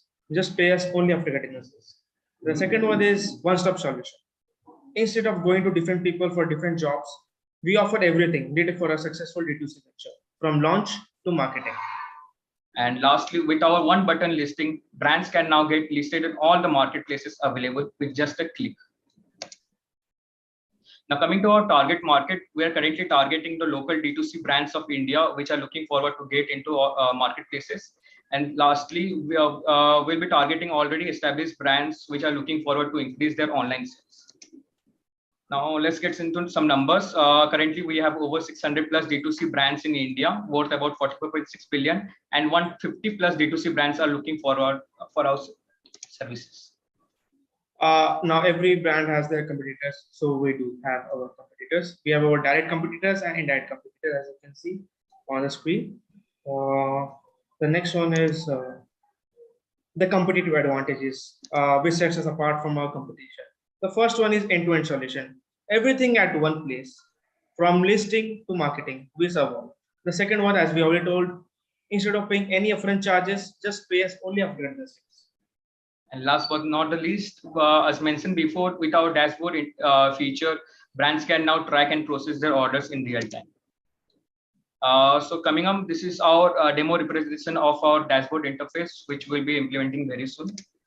Coming to our revenue model, we have two revenue model with us. Firstly, the commission-based system through which clients will pay only after getting the sales. We'll be taking commission out of brand's total sales, and in recurring revenue, we'll be providing our tech support to the e-commerce team of already established brands on subscription basis.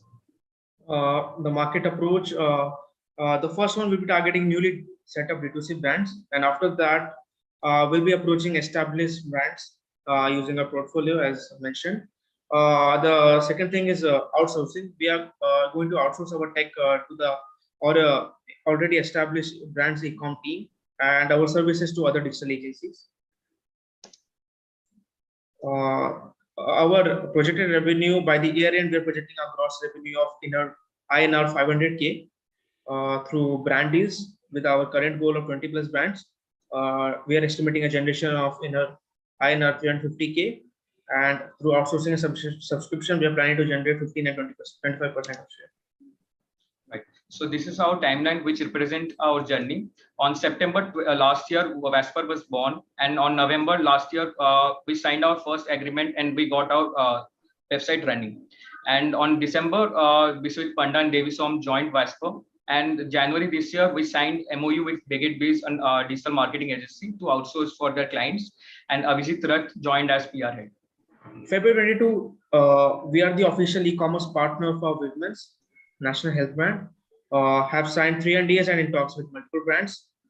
April 22, new joining, we hired our very first intern, Pile Contact, the creative team. And May 22, we made it to the top 250 out of 2,000 startups in the Amazon Sunbird Entrepreneurship Contest 122. We won the Ideathon 3.2 conducted by NMIT Bank. So this is our future roadmap. By Q2, we'll be implementing the dashboard interface. And by Q3, we'll be having the in-house GST taxation filing for our clients. And by the year end, we are targeting 20 plus brands. And by the starting of the next year, we'll be having the integrated warehouse system where we can serve also at the back. And then coming up, this is our team. We all are first year engineering student, and this is me, Rahul K. Nanda, the founder of Vasper. We have with us Biswit Panda, Chief Operation, Avijit Rath, PR, and Devi Soma, Social Media Manager. Good, thanks guys. Thank you very much. It was a very short and crisp pitch. I would like to first, commend you on the way you have presented. Very simply, point to the point. Coming to my questions, how many customers you have? I mean, in terms of numbers. Currently, we are serving around 4 clients. Okay, 4. That's nice. What level of operations are they? I mean, are they small or medium business? What kind of are they stores? What are they? One is a local store, and rest 3 are early stage brands. Brands as in what area? What do they sell? So 2 of them sells apparels, and one is in the feminine hygiene part, and the last one is in barbecue and stuff. So that shop which you are store which you are selling, that's a kirana or a general store? No, it's not a kirana. It's a manufacturer, sari manufacturer. Okay, so that's also apparel store, but it's a physical store. Others are, are kind of startup kind of thing. Yeah. So see, one thing is there that so what do you feel that government is also now coming up with ONDC, correct? Right. So so what do you feel will be the impact? Will it help you? Will it help your business? Yeah, the ONDC part is not clearly mentioned or clearly explained right currently, but I think it will be helping us in the future roadmap because we can help the clients get into ONDC and help them maintain their own ONDC platform. So yeah, I think but that will actually kind of reduce a lot of, because people can do whatever you are saying by themselves in a certain point of time, and they can list their products in in a number of platforms, right? So going ahead, if say 2 years into the future, and by the way, this is a digital thing, so it can happen earlier also, that I can see customers can reach to any product at any point of time. So what is your future? How do you plan to evolve with that in mind? The problems will always be there for the brands, even if it's digitalized, fully digitalized. So we'll work on that problems. We will pivot to serve that problems, the problems which brands will facing in the ONDC platform. So we'll be pivoting to that. But I think the listing part will be not that easy in ONDC as well. So that's my belief. And one more thing, we already told our flagship service, that is dashboard, which will help them to help the clients to maintain multiple orders in real time. They can track all and process their orders in our dashboard. Yeah, actually dashboard is the only thing which will save you, because if you make the dashboard very intuitive and people can get real insights, definitely you guys can make it big. So you are operating out of which city? Currently we are in Bhubaneswar, Odisha. And your customers are also in Bhubaneswar? No, not exactly. They are from different parts of India. One is from Bhubaneswar, but rest all are from, one is from MP and another one is Goa. And another one is also from Odisha. Okay. And with your college studies and all, how do you plan to expand with your customer base? Right. So there will be some problem with that, but with good proper time management, we'll be like overcoming that thing as well. See so anybody else has any questions from Athletics? I think the time is also up. So my 30 seconds of wisdom would be, take care of ONDC, think very deep on when ONDC comes into picture, and I am very sure it will come through my sources also. I know very well in the government that it is going to come very soon, because government is hell-bent on reducing the monopoly of Amazon and Flipkart, and Reliance is also coming into the picture. So please think on your product deeply, on how you are going to tackle that, and how you are going to reshape your your product. But otherwise it's good, guys. I mean, you guys have done some good solid work. Let's connect offline also, in case if it is there. Sure. Thanks guys. Thank you so much. Yeah, Tanya, please go ahead. Tanya, you can go ahead.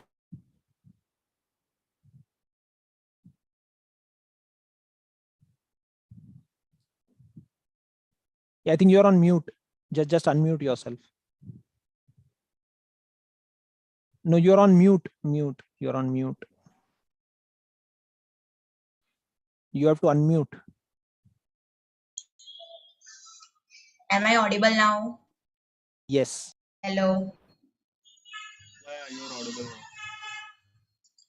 Hello, I have joined with another device. Sure, you are audible. You can get started. Sorry? You can get started. Yeah, okay. You can get started. Perfectly audible. Okay, thank you. Good evening. Myself, Das Tanya. I am from Shire Community Private Limited. I am co-founder and CTO of its same. So, biggest problem of this market is these are not based on mood. Yeah, if you want to find Shires, they are not available in native language, no community to engage, there is a problem to earn money. So what we provide a solution? We are providing one-stop Shire platform, complete pack of features, earn audience and money. We are providing content in 15 to 60 seconds. You can consume your Shire based on mood. So we are generally building a community for Shire lovers and Shire creators. Our mission is to onboard all Shire creators and empower them to build their own audience. So what does Shire do? We deliver content in 15 to 16 seconds in native language and in different categories. We have launched our beta version with nearly 200 downloads and 20 plus creators onboarded. We are targeting niche Shire we are targeting Shire lovers. We are providing content in video, photo, and text format. You can easily share it on social media. Our team members are Ankit Sharma, who is CEO, Utkarsh, who is CMO, and myself, Tanya, CTO. Talking about my revenue model, we are focusing on ads functionality, and we are talking with the small creators as well as the dating apps for sponsorships. Thank you. I'm open to questions. Thank you very much. I mean, again, another short and crisp pitch. Excellent, Tanya. So my question would be, first is, how many shires do you think have are there? What's your market size in terms of content creators? Currently onboarded shires are 20. And आपके estimate में कितने shire होंगे? How many people? So do you think there is a 1,000 plus? Okay, got it. And how different it is than starting a channel on YouTube, or starting a channel on, say, TikTok, or Insta, or whatever. How different? Why should I make a new platform for this? Yeah, okay. So in Instagram or YouTube, you are not able, there's a scattered market. You cannot find content for short videos. We are providing in photo, text, and video. Plus, our USP is we are focusing on a mood based. So if your today's mood is you want to see love, then you can only see love categories. That can be done by them also, but that's fine. I can understand this will be only for poets, and there is a kind of exclusivity associated with it कि भाई अगर मुझे शायरी सुननी है, मुझे बाकी का कचरा नहीं सुनना है, then I should. So this is this an app or a platform? Yes, this is an app. We have launched our app and generated 200 plus downloads. You can just go on Play Store and search for Shire. And you have English, and Hindi both. Yeah, we are How many providing languages? content in different native languages. Currently, we are supporting Hindi, English, and Gujarati. Got it. How many? Somebody else is also asking. Yeah, Shubhanshu, please.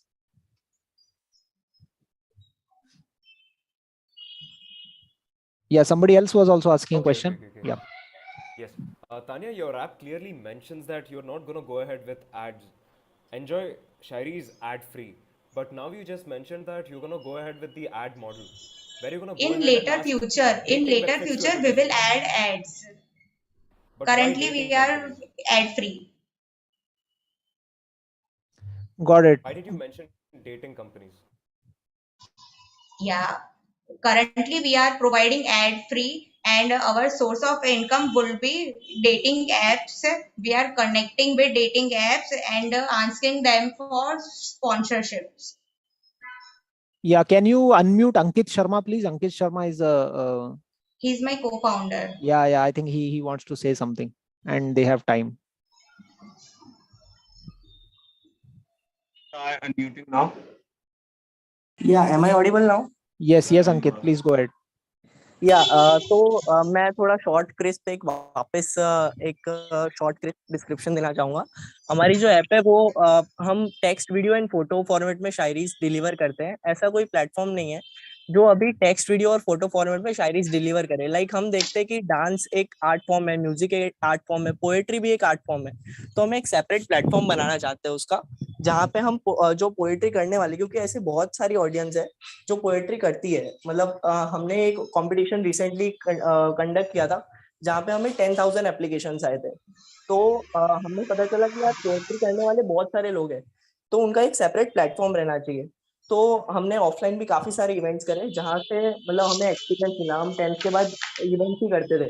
तो हमने ये platform build किया और अभी काफी अच्छा response मिल रहा है अभी हमें. और 2000 प्लस क्रिएटर्स है हमारे इंस्टाग्राम पे एसोसिएटेड है. 1000 प्लस की हमारी कम्युनिटी है टेलीग्राम पे. और अभी हम मल्टीप्लाई वेंचर्स के साथ ऑलरेडी टॉक में है फॉर अर्ली स्टेज इन्वेस्टमेंट, और हमने अपना बेटा वर्जन लॉन्च कर दिया है. तो अभी जो लास्ट 1 ईयर में इंस्टाग्राम पे 1 मिलियन से ज्यादा फॉलोइंग हुई है, ऐसे 30+ क्रिएटर्स है जो शायरी बोलते हैं खाली, और इसका मार्केट बहुत कंटिन्यूअसली ग्रो हो रहा है। जैसे हम देखते हैं कि डॉक्टर्स होते हैं वो भी शायरी करना पसंद करते हैं, मतलब कोई भी प्रोफेशन के लोग हैं वो शायरी करना पसंद होते हैं। बट जैसे वेबसाइट और मेरे वेबसाइट का पोर्टफोलियो शो करने के लिए बिहांस है, वैसे ही मेरे पोएट्री का पोर्टफोलियो शो करने के लिए एक प्लेटफॉर्म रहना चाहिए, तो उसके लिए हमने शायर बनाया। और इजीली आप अपना text, video and photo format में आप शायरी को डिलीवर कर सकते हैं। Got it. Thanks, thanks Ankit. I think the time is up, but interesting thing. इसमें main यही रहेगा कि how you are getting more and more customers to download the app. If you are existing as a हमारा separate एक app. और competition recently हमने start किया, India's biggest poetry competition, और उसमें अभी रिसेंटली हमें 3 days ही हुए चालू करे हुए, और हमें अप्रोक्सीमेटली 1000+ उसमें एप्लीकेशंस ऑलरेडी आ चुके हैं। मतलब बहुत सारे लोग हैं जो पोएट्री करना पसंद करते हैं। तो इस बार हमारा टारगेट है कि हम उनसे रिक्वेस्ट करेंगे कि वो हमारे, और हम इस बार 10,000 लाने वाले वापस से, और उन्हें हम रिक्वेस्ट करेंगे कि वो हमारे एप्लीकेशन पे आके क्रिएट करें। Okay, got it. Thanks, Ankit, and all the best. Let's hope you keep up the spirit. Let's move on, Chandan. Thank you. The next team for the evening is work from vacation. Okay. I think this is the last pitch, right? No, penultimate. We have one more. Okay. No, this work from vacation, and there's Yeah. There is one more. That's group. Got it. Yes, please, work from vacations.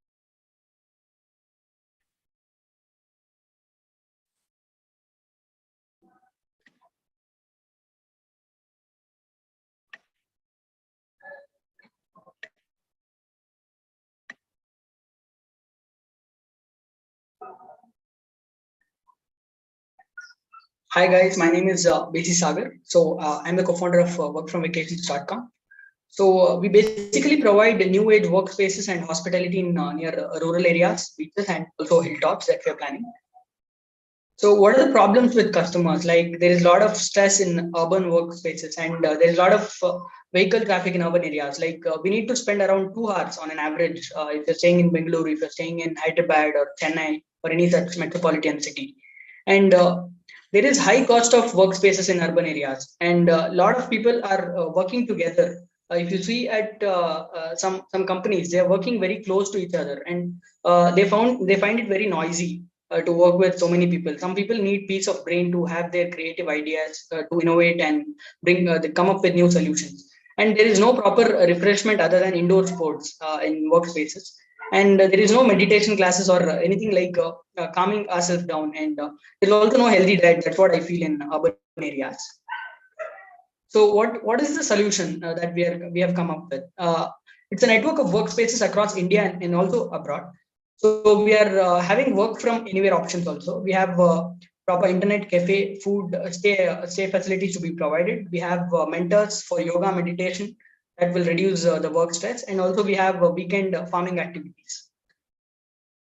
So why now? Our inspiration is Sridhar Vembu sir, the founder of Zoho. He shifted to his hometown to work from there, and he says that it has improved his efficiency. And 50% of IT companies are now working from home, or they're working in hybrid mode. So we need to revolutionize these workspaces. Instead of working in urban areas, that around one desk costs around 15,000 in Bengaluru, if you're seeing, or in Hyderabad also it's the same. So high rental cost, and the cost of living is high in cities. So there is also a rise in fuel prices nowadays. So if you're traveling for 2 hours every day for your office, imagine the kind of cost you're incurring. And also, like, the government of Karnataka is very supportive to our startup now. I discussed with the MP of Bengaluru also, Mr. Tejasvi Surya. He said he was very positive about this startup, and he said he would support us in all the ways. So also, in our college, they have incubated us in our college incubator, and also they're helping us in raising funds. So the market size is very huge. It is like all the IT employees can come and work with us. So there are around 10 million people who can come and work from remote locations. So our aim is to reach all the companies, and they have to come with us and stay in our workations. So the competition is from Airbnb, Oyo, and other resort booking places, but I bet you they can't provide at the cost that we are providing. So differentiator is we have our own workspaces that we are building now. That is in Hampi. We are planning in Coorg, all these things, and we have beautiful architectures that we have designed. That it is made up of waste materials also. Some things are made up of waste materials also. And we are also having village workspaces that is very unique and very cost efficient for the new startups. So we also have yoga, meditation, and diet provided to the employees. So that now imagine you need your employees that it's similar to an analogy that you're making your employees go to Olympics. You need to maintain their proper health also when you want productivity from them. So it is similar to that. And our business is like it's like Starbucks. We have a complete ecosystem. We have restaurants in that we are planning. So our services is booking website app. We have rural beaches, beach workspaces, hilltop workspaces, and we also provide hospitality. So we have 24. 20, yeah. Got it, Sagar. I think I got a gist of this. Are there any more slides? Yes. Yeah. Yeah. So let me dive into the business model. Yeah. So this can be B2B, like we can collaborate with the company's corporates, and also we can collaborate directly to the customers. So what we are planning is we have a grand launch of this website in IIT Bombay Mode Indigo, that is in the month of December. We have around 150,000 footfall there. So there, if we launch our event, launched by some celebrity that we are planning out, and then we want to go free for around 15 days after that. So people go and explore our vacation, how they are, like how they can go. And it is not free for food, but our vacations will be free for 15 days, for the first 15 days. And then we provide them with food, hospitality, and all these things. We have a subscription monthly, yearly, and daily basis. And you can work from anywhere basically when you're subscribed for monthly, and you have premiums like diamond, gold, and silver, such premiums. Yeah. Got it. So thanks for this. I think they see there are I think your team. Yeah. So my co-founder is an intern at Hewlett and Packard. So I was the campus lead at Geek for Geeks. So I'm also a final year student. My degree will get over in another 2 months. So we are launching it in IIT Bombay, and we are set to receive funds from Government of Karnataka, and we are building our MVP currently. We have a chain of resorts, and also we are building our own rural workspaces. Yeah. So you are also investing on your own in the sense. What you can say? Yes, sir. Like I'll give an example. Like this is what is happening in Hampi. That's near to my hometown. Like we have people from all across. Like there was one guy who came from Apple from US. He started staying in huts with these rural people, and he started connecting with them. Like he paid them, like in return, he paid around 80,000 per month. He paid them a very hefty amount. No, so he enjoyed. I got it. That was not my question. My question was, you have invested something in this business, Sagar? Yes, sir. Yeah. Yes. Sir. How much is the investment which you have put in? We have invested around 50,000. So it's bootstrap. Okay. No, you said that you are going to you already own some restaurants. That's why I was thinking. You already, no, sir. That is, already own some workspaces. Sorry, yeah. We have some land, sir, in our village. So we are planning to convert those also. Oh, so that land will be owned by your parents or by your family? Yeah, my relatives. Yeah, that's a different. Then that's a different ball game. No, number of more people are also coming into the picture now. Your parents and your family and a lot of no, stuff not also. exact. Like not all, sir. Like we are using those are basically agricultural lands when we have small portion for these workspaces.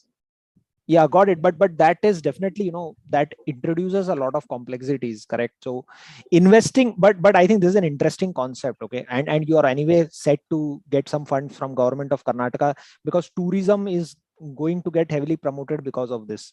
So and also I spoke with some people in Europe, like they also want to work countryside in Europe, in France, everywhere, because it basically reduces the cost for the company, sir. Yeah. Basically. So a couple of things. I would take just 2 minutes. A couple of things. Yeah. First is government will support you for this for sure. Yes. Okay, because that is one area you will receive the funding. From my side, I think from our side, this might be beyond our scope of work, because this typically not our area. But I brought in because the idea was interesting. But I'll give you 2-3 suggestions. First is government will obviously help you, but there is a 1 or 2 challenges in terms of tying up with big IT companies if you are thinking, because a lot of focus is now, because I am from the HR stream, and a lot of companies are now looking to bring people back to office. I know it's actually sounding uneconomical, because we need to pay for a lot of stuff, but still the management wants employees to come back to office. Okay, so there will be some resistance. I think for I've the seen new some. age, not the traditional IT companies might not really opt for this. But the new age companies will definitely look at this. Say, for example, if you go to Meesho or Flipkart, or even Amazon for that matter, Deloitte. Sprinkler, sir. For example, there is Sprinkler. Yeah. So these companies will definitely opt, but we can try from our side to get you in touch with some of our contacts in the IT companies, That's great. to check Thanks a how lot. we can move that. But funding per se, I think we would really not look at this, but definitely we'll collaborate, because as I said, direct funding is one thing. Collaboration in terms of getting customers is the other piece, which we are already working on. So all the best. I think this is an excellent idea, I would say.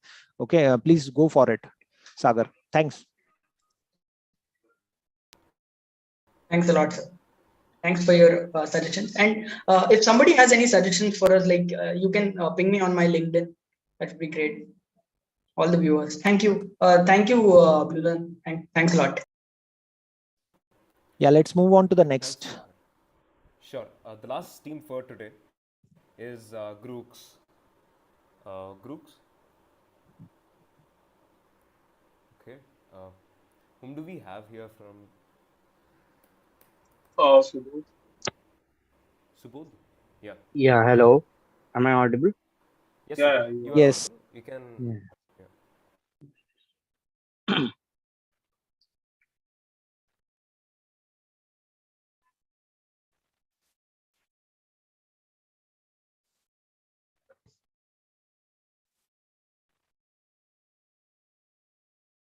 Yes, Subodh, the screen is visible, and yeah, we can start.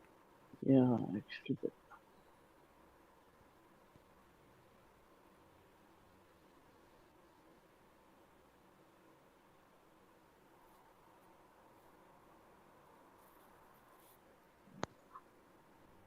Screen is visible. Yeah, it is. Yeah. Yeah. So, yeah, hi, I'm Subodh, founder and CEO of Team Grooks. Okay. So, what does Grooks do? Grooks is a real event-based opinion trading platform.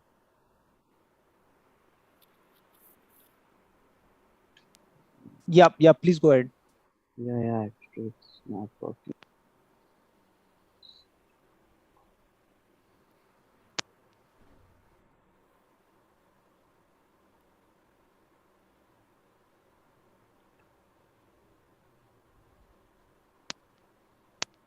So, yeah.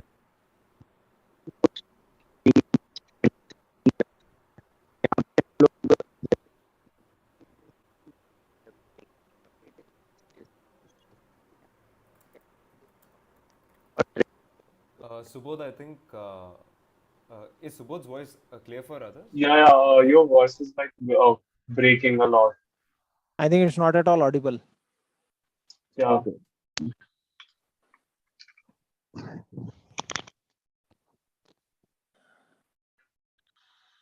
Can you move to the next slide? Basically, I understood the idea with the slides, but if you can move to the next slide. Okay. Yeah, now it's audible, please. Now it's audible. I've removed the earphone. Okay.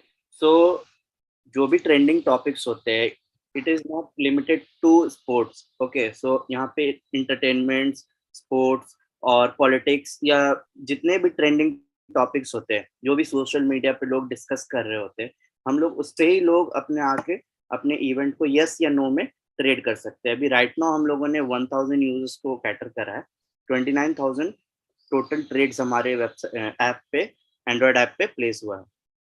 So opportunity क्या है, क्योंकि अब लोग dream 11 ने क्या करा है, वो इस इंडस्ट्री को ट्रेन करा है, लोगों को ट्रेन कर दिया है कि कैसे मतलब गेमिंग और ये सब चीज कैसे होती। सो उसने वास्ट अपॉर्चुनिटी बहुत ही ज्यादा हम ये खोला है स्पोर्ट्स इवेंट के लिए। तो अभी जैसे होता है क्या है कि स्पोर्ट्स पे ही जो लोग स्पोर्ट्स देखते हैं वो लिमिटेड है कि बस वही लोग ट्रेड कर पाते हैं, वही लोग अपने टीम वगैरह बना पाते हैं ड्रीम 11 पे। और बहुत ऐसे लोग होते हैं जो डायरेक्ट क्वेश्चन जो हमारे डिस्कशन होते हैं घर पे, उस पे ट्रेड नहीं होता है। जैसे कि डायरेक्ट यस या नो पे हम लोगों का प्लेटफॉर्म जो है basically simple yes and no पे करता है, ठीक है। और जो फैंटेसी स्पोर्ट्स अपॉर्चुनिटी कैसे है, क्योंकि फैंटेसी स्पोर्ट्स इंडस्ट्री है जो betting skill based gaming industry है, वो 32% कैगर से बढ़ रहा है। और इंडिया का जो आने वाला 2024 तक $3.7 बिलियन का होगा। और बेसिकली हम लोग इंग्लिश स्पीकिंग से हटके इंग्लिश और बेसिकली अलग और भी जो स्पेसिफिक लैंग्वेजेस है उन लोगों उन जैसे यूजर्स के लिए हमने ये प्लेटफॉर्म बनाया है। सो ये हमारी टीम है, सुबोध, तुषार, आर्या। मैंने पहले भी एक ट्रैवल टेक स्टार्टअप करा हुआ है, उसको 1 लाख पेड यूजर तक ले गया हम लोग। We are from Punjab university Chandigarh. और सो वैल्यू प्रोपोजिशन क्या है, हम लोगों ने फैंटेसी प्लेटफॉर्म जो बनाया है इसमें हर तरह की इवेंट्स है, लोकल लैंग्वेजेस में हमने इसे करा है। और इसमें क्या है कि हम लोग स्टार्टिंग में लोगों को ट्रेन करने के लिए 100 कॉइन्स देते हैं, जो कि वर्थ हम लोग लोगों को 500 कॉइन्स देते हैं basically. Okay, that is worth 50 rupees, जिससे वो ऐप को समझते हैं, फिर वो अपना मनी ऐड करते हैं, सीखते हैं, फिर वो बेसिकली ये चीज होता है। और हमारा जो बेसिकली जितने भी यूजर्स है वो टीयर 2, टीयर 3, 4 सिटीज से आते हैं बेसिकली, क्योंकि यहाँ पे नॉर्मल जो आदमी ड्रीम 11 पे नहीं खेल सकता था वो भी अब इस तरह के प्लेटफॉर्म पे आके खेल रहा है। ये गेमिंग इंडस्ट्री की हमारी मतलब ये डेटा है, प्रॉपर डेटास है। ओके, 900। सो हमारा जो टारगेट मार्केट है वो काफी बड़ा है, इट्स वेरी ह्यूज। और 900 मिलियन हमारा टोटल अवेलेबल मार्केट है। सर्विसेबल अगर आप देखोगे तो 40 मिलियन है, ठीक है।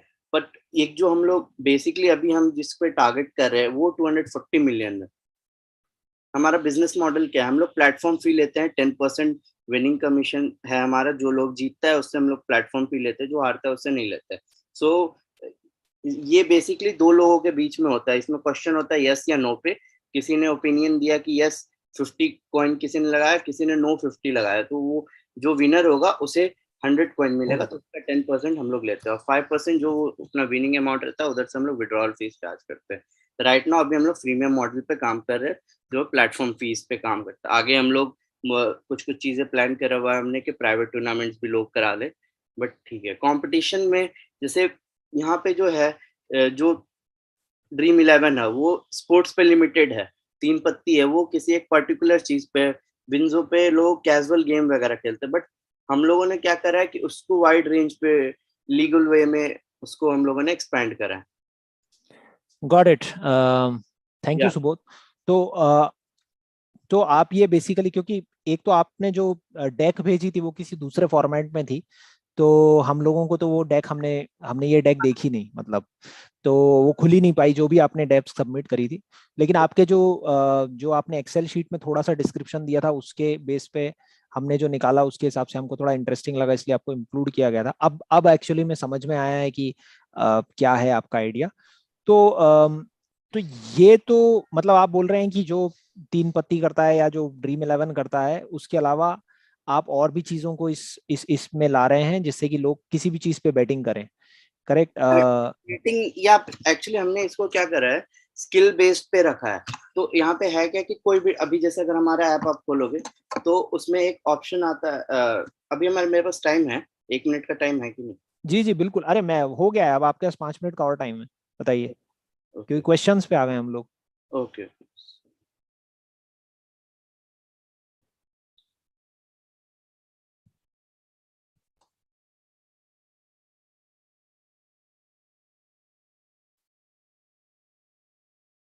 इसमें जो भी ट्रेंडिंग टॉपिक्स होता है ना, अगर मैच हो रहा है स्पोर्ट्स पे तो ये सिंपल यस या नो पे रहता है इसमें। ओके अच्छा अच्छा, नहीं मैं समझ गया, बट अल्टीमेटली ये एक बेटिंग का ही प्लेटफॉर्म है ना, मतलब people bet on things and hope that their prediction comes correct, एंड अगर प्रेडिक्शन करेक्ट होती है तो उनको पैसे मिलते हैं, एंड नहीं होती है तो they will lose the money, correct? That's the idea. या actually I was trying to share my screen but from my mobile app but it didn't allow. Yeah. तो इसमें बेसिकली ना होता क्या है कि यार हम लोग क्वेश्चन पुट करते हैं, ठीक है? ऐप को अगर आप थोड़ा देखोगे तो उसमें हम लोग क्वेश्चन पुट करते हैं और उसमें लोग यस या नो में अपना ओपिनियन रखते हैं, ठीक है? ये ज्यादा गॉट इट, मैं समझ गया Subodh. I think screen share करना अभी पॉसिबल नहीं हो पाएगा अगर आपके एंड से है तो। I understood, I will download your app anyway. कितने लोग हैं, how many customers do you have?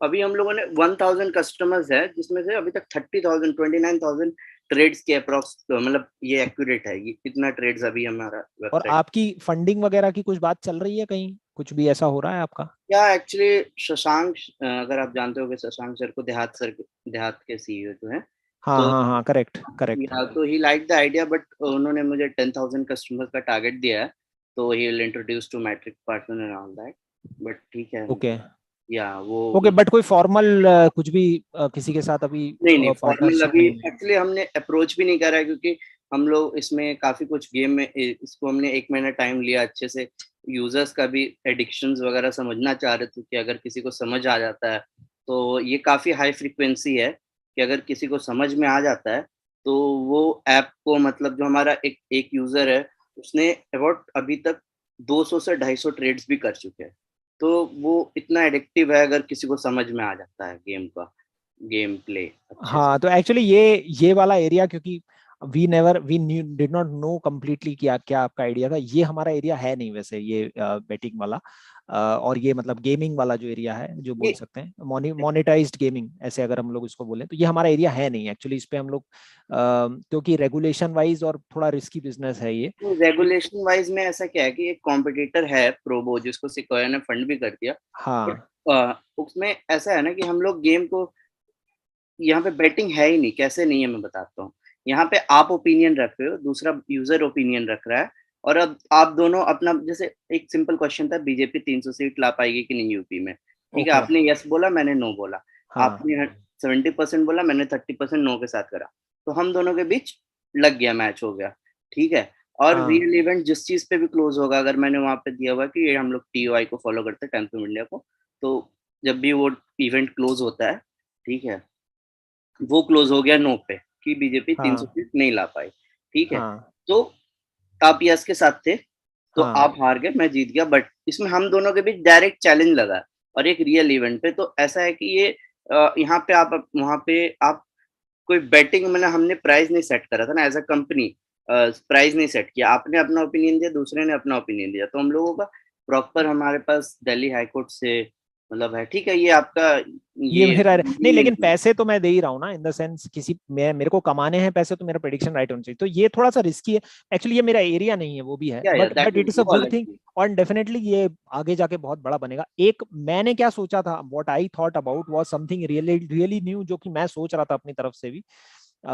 एक कंपनी है जो, पता नहीं मैं उसका नाम भूल गया, they do this for stocks, मैं भूल गया किसका है।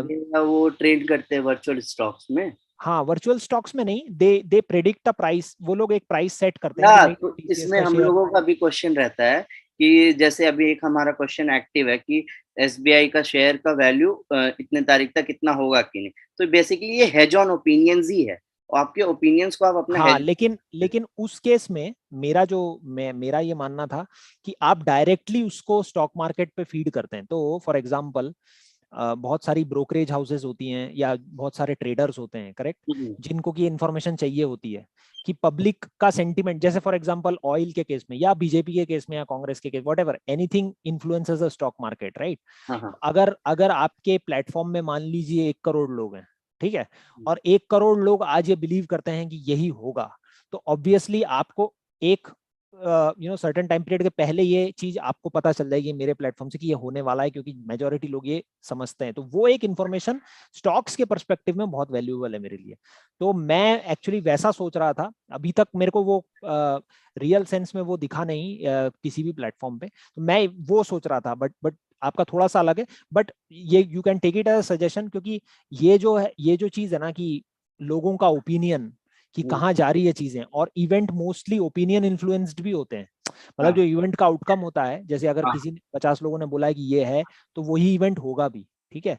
तो उससे क्या होता है कि आदमी अगर किसी स्टॉक पे बैठ कर रहा, फॉर एग्जांपल अगर मतलब ऑयल के स्टॉक पे बैठ कर रहा कोई, ठीक है, और आपको पता है और लोग बोल रहे हैं कि भाई अगले साल तो मतलब 6 महीने के अंदर वॉर होने वाली है, ठीक है, तो न्यूज से तो पता चलता ही है आदमी को। तो आदमी जो ट्रेडर्स होते हैं वो उस हिसाब से हेज कर लेते हैं अपने स्टॉक्स, न्यूज से तो पता चलता ही है। बट वो न्यूज से ज्यादा एक्यूरेट होता है लोगों की प्रेडिक्शन। तो अगर आप एक एक इंटेलिजेंस इनपुट उन ट्रेडर्स को प्रोवाइड करें और ट्रेडर्स को लाएं यहाँ सब्सक्रिप्शन करने के लिए कि भाई मैं केवल इंफॉर्मेशन के लिए पे करूंगा कि लोग क्या सोच रहे हैं, ठीक है, तो आप वहां से बहुत पैसा कमा सकते हैं। ये मेरे को लगा था ये मेरा ये बिजनेस है। बट आपका थोड़ा सा डिफरेंट है इससे, तो और इसमें ऑब्वियसली वो एरिया मेरा है नहीं, तो इसीलिए तो very good, I think please keep it up. मैं नहीं तो definitely you will get funded, I am seeing that potential in that, क्योंकि बहुत कम लोग हैं जो इस एरिया में हैं। ड्रीम 11 भी है, लेकिन उसका आप देख रहे हैं उसका पूरा का पूरा स्पोर्ट्स पे फोकस है। आप अगर इनफैक्ट अगर यूएस पे अगर आप देखें तो वेदर पे भी डेरिवेटिव्स बनते हैं। दैट इज व्हाट वो जो कॉम्पिटिटर है हमारा क्लारना या फिर क्या, दैट इज व्हाट, जैसे हम लोगों ने एक क्वेश्चन एक करा था कि रसिया इन्वेट करेगा कि नहीं यूक्रेन को 15 फेब तक। यस, ये देखिए ये दिस इज गुड। लेकिन आप इसका गेमिफाइड वर्जन बना रहे हैं। मैं सोच रहा था कि इसी का एक, अगर क्योंकि आपके इसमें तो केवल 10,000 है, लेकिन अगर आपका प्लेटफॉर्म ग्रो करता है और 1 करोड़ लोग हैं जो ये सोच इस पे यस मारते हैं, इस पे यस डालते हैं, और उसमें यूरोप के लोग हैं, फॉर एग्जाम्पल आपने यूरोप में डाल दिया इसको, और यूरोप में इंग्लैंड के लोग सोचते हैं कि ये होने वाला है, और आप डेटा के साथ आप बता सकते हैं, तो ट्रेडर्स लोग इस इंफॉर्मेशन पे बहुत भयंकर तरीके से अटैक करेंगे। मतलब आपकी ये इंफॉर्मेशन लेने के लिए कई ट्रेडर्स लोग मरेंगे आपके पास। आपको मंथली और आवरली बड़ी बड़ी कंपनी सब्सक्रिप्शन देंगी इस चीज पे। तो ठीक है, इंडिविजुअल से तो आप गेन कर रहे हैं, आपका बिजनेस मॉडल होगा। मेरा सजेशन रहेगा ये, but from investment point of view I think all the best to you. आप डेफिनेटली बहुत कुछ आगे करेंगे, एंड बट मेरा एरिया नहीं है ये, that's all. It's okay, open. और भी किसी को अगर फीडबैक देना मतलब ऐसा लगे तो आई एम ओपन, आप लोग प्लीज कांटेक्ट करिए। हाँ, मतलब बहुत सारे इसमें इवेंट्स हम लोग डाल सकते हैं जो हमें यूजर सजेस्ट करते हैं कि इस पे मतलब ये चीज़ ऐड करो, तो आप लोग प्लीज मुझसे कांटेक्ट कर सकते हैं, मेरा नंबर है, मेरा मेल है। Thank you, Subodh. Yeah. It was a great thing. Okay. I believe we can end the discussion right now. Anup, would you like to say something before we end? I think बहुत अच्छा था ये. Everybody presented it very well, and I think जो हमने सोचा था, that's what happened. You guys are the best among the 42 who presented. So let's see. We have made some notes, and we'll reach out to BlueLearn to announce who would be the people whom we would like to connect with later, or what we can do, and we would probably reach out to you for more for the road ahead. हम लोग क्या कर सकते हैं, how we can work together. Thank you very much, guys. Thank you, everyone. Thank you for the participants who presented their amazing ideas. Thank you for the audience for being here. It's been like 2.5 hours, what, and there are not much left, but still over here. I guess you had a good time listening to all the pitches. Thank you to Artex for being the judges and giving us a plan to do this again. It was great having this competition. I guess from the last 2 weeks we have been doing and managing all these things. So yeah, it was a great time. Thanks, Anup, for getting in touch. Indeed, it was very good. And all the participants, your pitches, like your presentation, the first one, they were amazing. And yes, all the best, everyone, for your endeavors, what you'll be doing. And yeah,